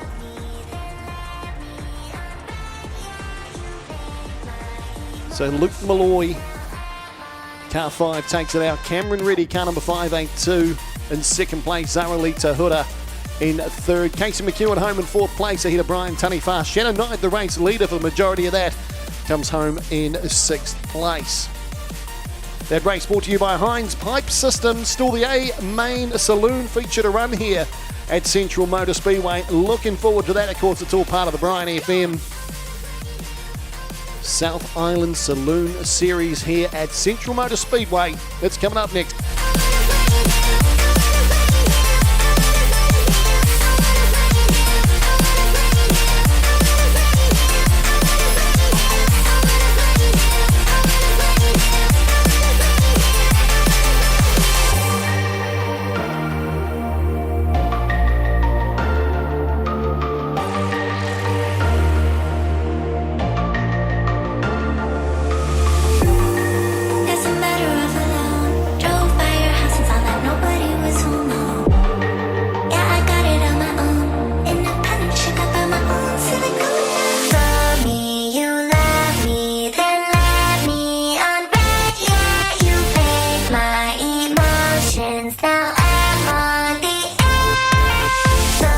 Alrighty folks, not too far away from a start in this here, the A-Main, brought to you by Phillips Bulk Logistics. The Brian FM South Island Saloon Series, round 1 here at Central Motor Speedway. What a night's racing it's been. Starting grid looks something like this. Car number 54, Ryan Marsden, will start from pole position. Car number 54 alongside the 2NZ of George Phillips. Row number 2, the third place, car number 72, Peter Skelton from Christchurch, will start alongside Ethan Cook from Gisborne in car 76. Next row back, starting from 5th place, we see Scott Lansdowne, car number 75. Tom Roberts, his Auckland club mate, alongside him, starting in 6th in car 89. The 3NZ, Willie Woodhouse, starts from 7th on the grid alongside Ashton Osborne, car number 16 in 8th. Scotty Williamson, he'll start from 9th on the grid, car number 22, alongside the winner of the B-Main, Phil Burgess, car number 15 in 10th. Then we go back to Dan Black, the 112 from Riverside. He will start from 11th alongside Jason Gold in 12th. Stu Miller, the Flying Scotsman, he will start from 13th on the grid in car 10. Alongside him, Ivan Murdoch, car number 7 and 14th. 15th, we see Billy Woodhouse in the 117 with Peter Kirk, car number 16 and 16th. So issues at the moment for Dan Black, the 112. He's been impressive tonight, of course, had a good run in that B-Main, but issues down there at the moment for Dan Black, sponsored by Pits TV. Of course, tomorrow night they will head over to the Custom Signs Beachlands Speedway in Dunedin. Huge night over there tomorrow night too. Of course, they've got their fireworks night as well. It is the Brian FM South Island Saloon Series, round number 1 here at Central Motor Speedway. Marsden on the inside, George Phillips on the outside. We go green in Cromwell. It's a drag race down to that tight turn 1 and 2. Look at Phillips, he committed early on that one there. And that car was on absolute rails round the outside. Cook's off to a flyer as well. But look at Peter Skelton, he's coming back at him as well. Ryan Marsden here looking like that he's going to have his hands full of Cook and Skelton anytime soon. The top 4 cars, absolutely nothing between them. Then we go back to Roberts, Woodhouse, Lansdowne, Burgess, Williamson, Osborne, Black, Gold. The Flying Scotsman, Stu Miller, Murdoch, Woodhouse and Kirk. That's how they line up at the moment. George Phillips, though, in that stealth, starts to pull away from the field. Cars at the back of the grid here really started to slow down then. I wasn't sure what that was for, but they almost come to a standstill in front of the control tower. They managed to get away again.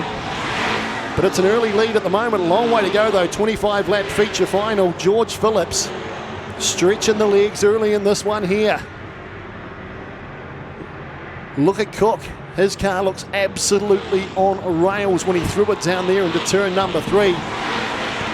He's going to be all over Ryan Marsden anytime soon. Kirk goes to the infield now. He's going to park up. He's out of this one. Skelton looking racy as well. Roberts down the outside of the 3NZ. That's Willie Woodhouse. Then we go back to car number 24, the K-Mac of Scott Lansdowne. Phil Burgess is right there. Then Ashton Osborne. Scott Williamson, he's been racy tonight. But out in front it is still the 2NZ, the stealth of George Phillips with a handy lead early in this one here. Then the Lovelady Mustang of Ryan Marsden. Then we go back to Cook. Car number 76.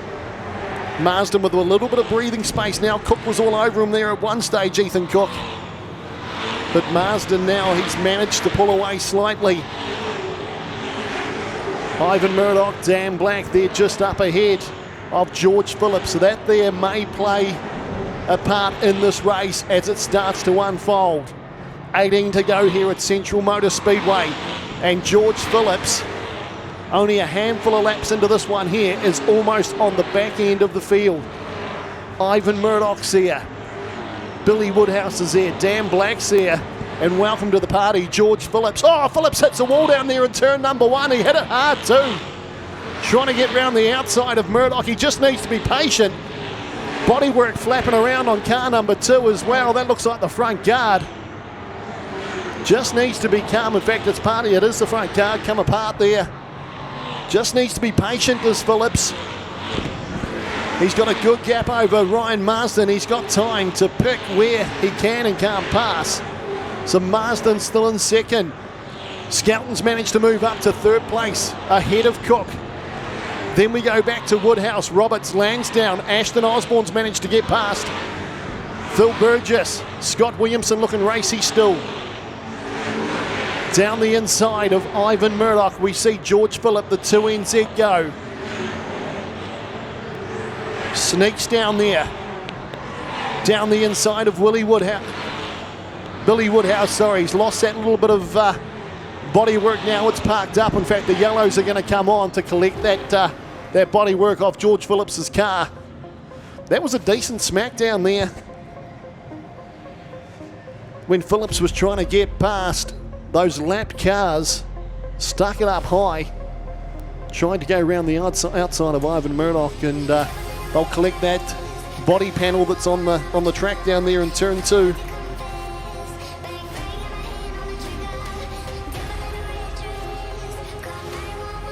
So he took off like a rocket out of the blocks early, did Phillips, and caught lap traffic within about 6 laps of this race duration.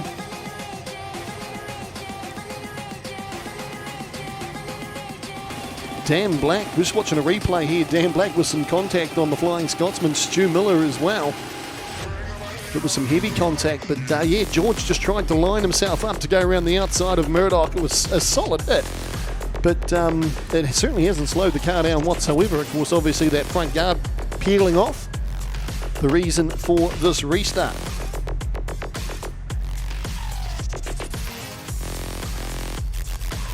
course, still plenty to go on this one here, 14 laps to run. So just looking at the replay here now. It was lapped cars, Dan Black, Billy Woodhouse, Ivan Murdoch.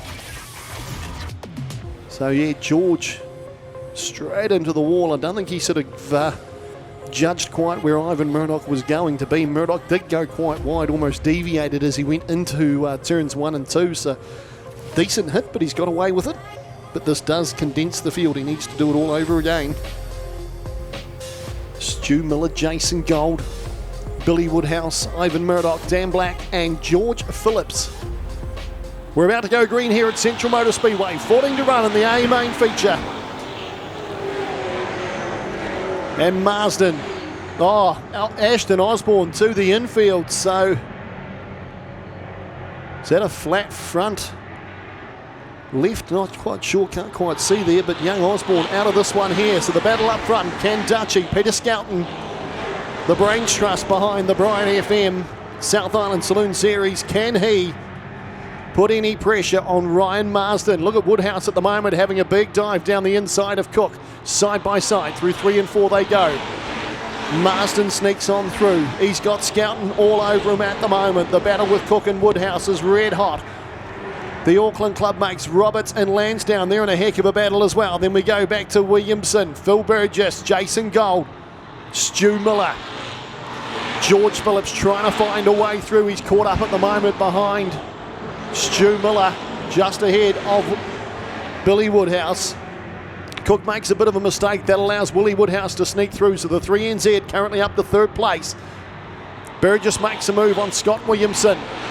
So it's another spot for Phil Burgess, looking racy in this one. George Phillips right up against the wall down there between 3 and 4. He's throwing absolutely everything at it at the moment. Made a mistake last time around, which cost him another couple of spots.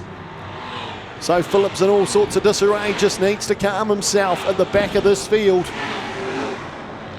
So it's Marsden, car number 54, out of Woodford Glen Speedway in Christchurch. Peter Skelton, car number 72, also from Woodford Glen. And it's a Woodford Glen trifecta with Willie Woodhouse in 3rd place. Then we go back to Cook, Roberts, Lansdowne, Jason Gold. Phillips, look at him trying to find a way through. So yellow's out. That's for Lansdowne, parked up over there in turn 3, the entry to turn 3. Those folk beside the fence can just move away from there just until such time as you've been told you can go there. Those people down there on turn 3 in front of that stopped car, if they can just move away from that section of the track. Go green this time around. Green flag drops. Marsden leads them off. Peter Skelton sits in behind. Cook and Woodhouse back battling once again. Woodhouse got the better of Cook last time around. Scott Williamson with a nice move as well. Williamson up to 5th place. Jason Gold right there. So's Roberts. Williamson found down the order earlier on, but he's found something in car number 22, the SW Finance machine. Jason Gold shoots up the inside. Then we go back to Roberts. George Phillips, he's managed to clear a few of those cars from the tail of the field, so he's looking racy in this one. Up front though, Peter Skelton is not going to let Ryan Marsden go. Marsden pushing hard, heads off down the back straight. All contact there with Roberts and Williamson. George Phillips ducks up the inside as well, trying to find a way through. Oh, Williamson very high and wide. Almost comes down and goes door to door with the Flying Scotsman, Stu Miller. Phil Burgess, he's dropped down the order a wee bit as well. Oh, who's going to go around? It's going to be Stu Miller. He loops it down there between 1 and 2. Manages to get restarted and back on track, so we won't see the orange light, which is good. Trouble there for Cook. Cook goes to the infield now. The man from Gisborne, car number 76 out of this one. Marsden still leads. All starting to unfold here now. Look at Phillips. Phillips is up to 5th place in this one here. What a drive from the back of the field for George Phillips. He's flirting with the wall here once again, just like he used to do in his old Hypermac here a season or 2 ago. He's now starting to chase down Jason Gold. Makes a wee bit of a mistake down there between 3 and 4. Scouten still chasing Ryan Marsden. They've got Stu Miller in front of them. He's a lap down. Willie Woodhouse comfortably in third place. Then we go back to Jason Gold, George Phillips, Scott Williamson. Car 10, Stu Miller, he goes to the infield. He's out of this one, so a few wounded cars parked up.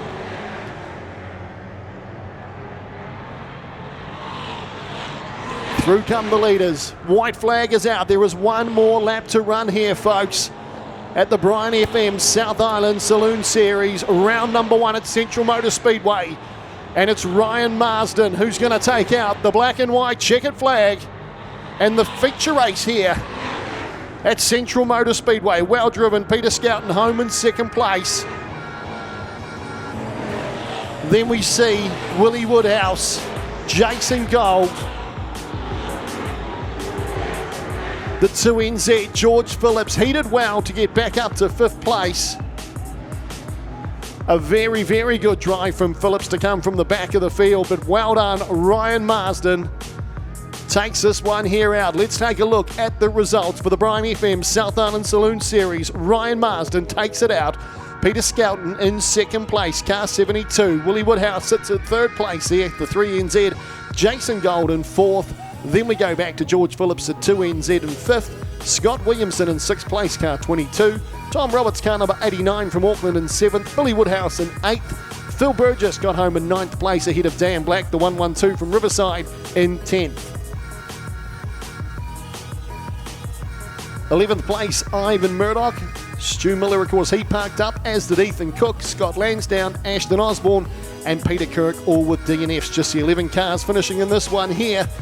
There we go, folks. That is the Brian FM South Island Saloon Series from Central Motor Speedway. Okay, here we are, folks, down here with third spot for the guys that did the Brian FM South Island Saloon Series. Willie Woodhouse, mate, third spot. Up against all this talent, you got a new car, and you haven't got a 3NZ on there for no reason, have you? But you must be pretty happy with that third placing in the start of the series. Yeah, no, it's bloody good. Car was on rails in that one. I think we came from 7th to 3rd, so no, it was bloody good. Okay, so not much more you can really say, is it? I mean, third space is a pretty good. There's a bit of carnage there, and for some of the cars, George hit the wall a couple of times and stuff like that. You'd be getting a good view of that, were you? No, I didn't even see George. I just come round and there's bits of blue everywhere and panels, and next thing he's in the infield. So I gathered he got a bit high or something, and I don't know. Is that what he did? Yeah, he did.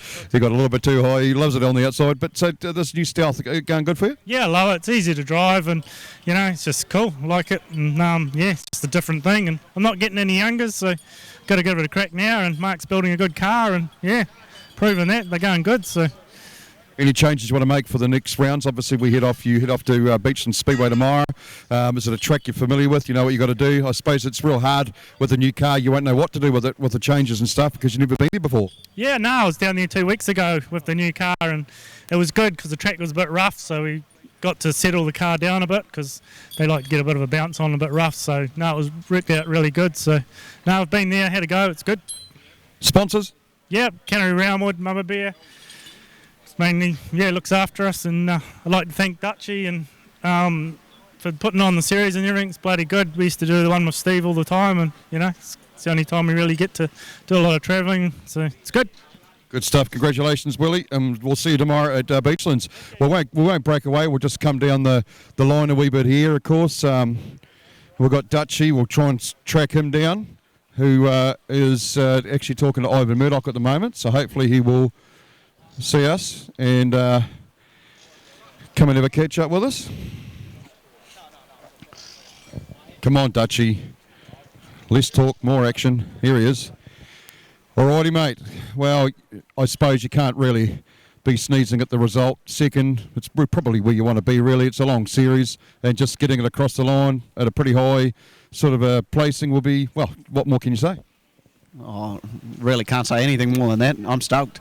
Absolutely. What are you going to do, though? Is there any more you can find out? Have you got the answers for Ryan? I mean, he's still running a torsion. He's had a few more seasons under his belt with that car. He's got it dialed in. He knows what he's doing. He's had one has had on the door before. I mean, he's going to be hard to beat.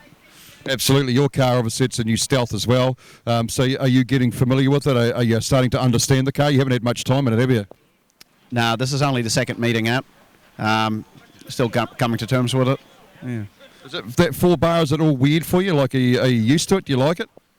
I think I got my head around how it's supposed to work. I don't know if I'm smart enough to make it work. I suppose it really does come down to your pit crew. You got a good pit crew that are helping you out with it? Oh, absolutely. Yeah, I've got the whole team here. We've got Liam and Gerald and Mike on the team. My brother's helping out behind the scenes.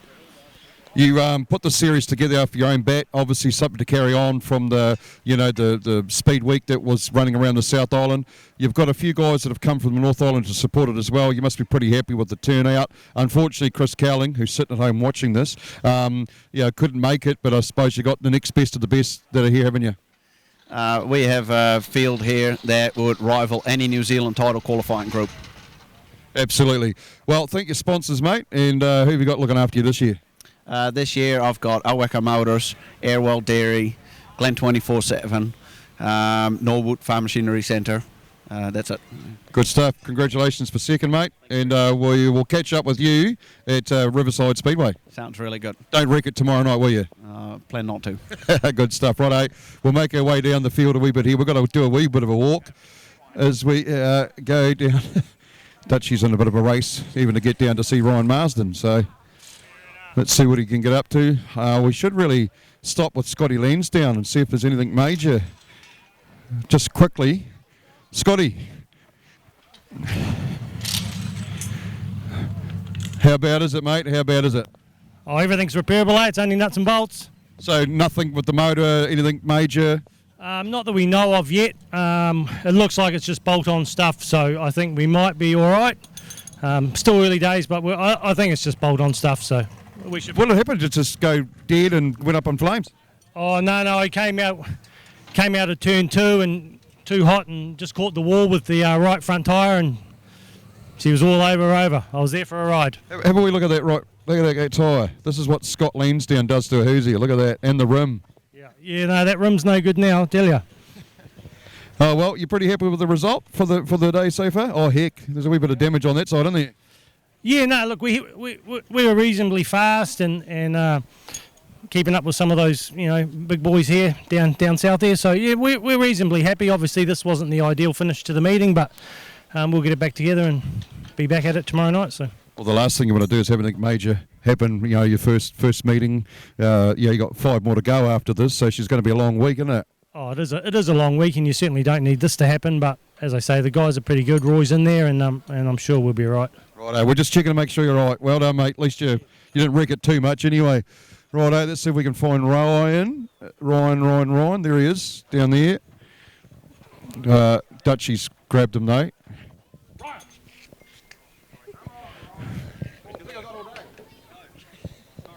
You're right, mate. Come on, wind up, eh? He's out there having a la-la conversation with Dutchie. Mate, it's exactly what you said. Just keep it nice and steady, keep it nice and simple, and you got the result at the end of the night here. You must be stoked with that win first up. Yeah, it's pretty wicked. I've always said sometimes it's better to be lucky than good. I feel a bit bad for George. It's hard to take something like that on the chin. I guess the rules are the rules, but I wouldn't like if it had happened to me. So he was driving away from me. I had nothing for him. So yeah, hard luck to him. But yeah, I'll take it. It's a good start. The car's still in one piece, and everything went pretty smooth. In the end, though, you sort of had Dutchie sort of sniffing around you, but obviously Dutchie probably decided just to sit back and be happy with second spot behind you. No point in risking anything this early on in the series, is it? Oh, I think so, yeah, for sure. And he told me just then he had a misfire as well, so he's pretty much tapped out for all he had. So, yeah, but I mean, Sammy was on the ball tonight. I love that car, eh? So good. John built a real corker on that one. It's pity he's not here still to see it, but still flying the Lovelady Race Cars flag proudly and, yeah, thinking of him, but you're pretty happy tonight. I reckon he might have been looking after you tonight too, mate, so up from up above, eh? Oh, I'd like to think so, yeah. Yeah. Good stuff. We just want to thank those sponsors again. Look after you. Who is it? Yeah, North End Motors and Geraldine, Penrite, Fox Shocks, Lovelady Race Cars. It's a huge thanks to Dan and the guys for all the work they put in, and couldn't do it without them. And yeah, thanks very much. Well, we'll miss you tomorrow, so don't wreck it, because we want to see you at Riverside Speedway. We will be filming it, but we just won't be live streaming it. So we look forward to catching up with you at Riverside Speedway. Traditionally, it's a bit of a rough track for everybody, because you never know what you're going to get. It's like a bag of bloody lollies, isn't it?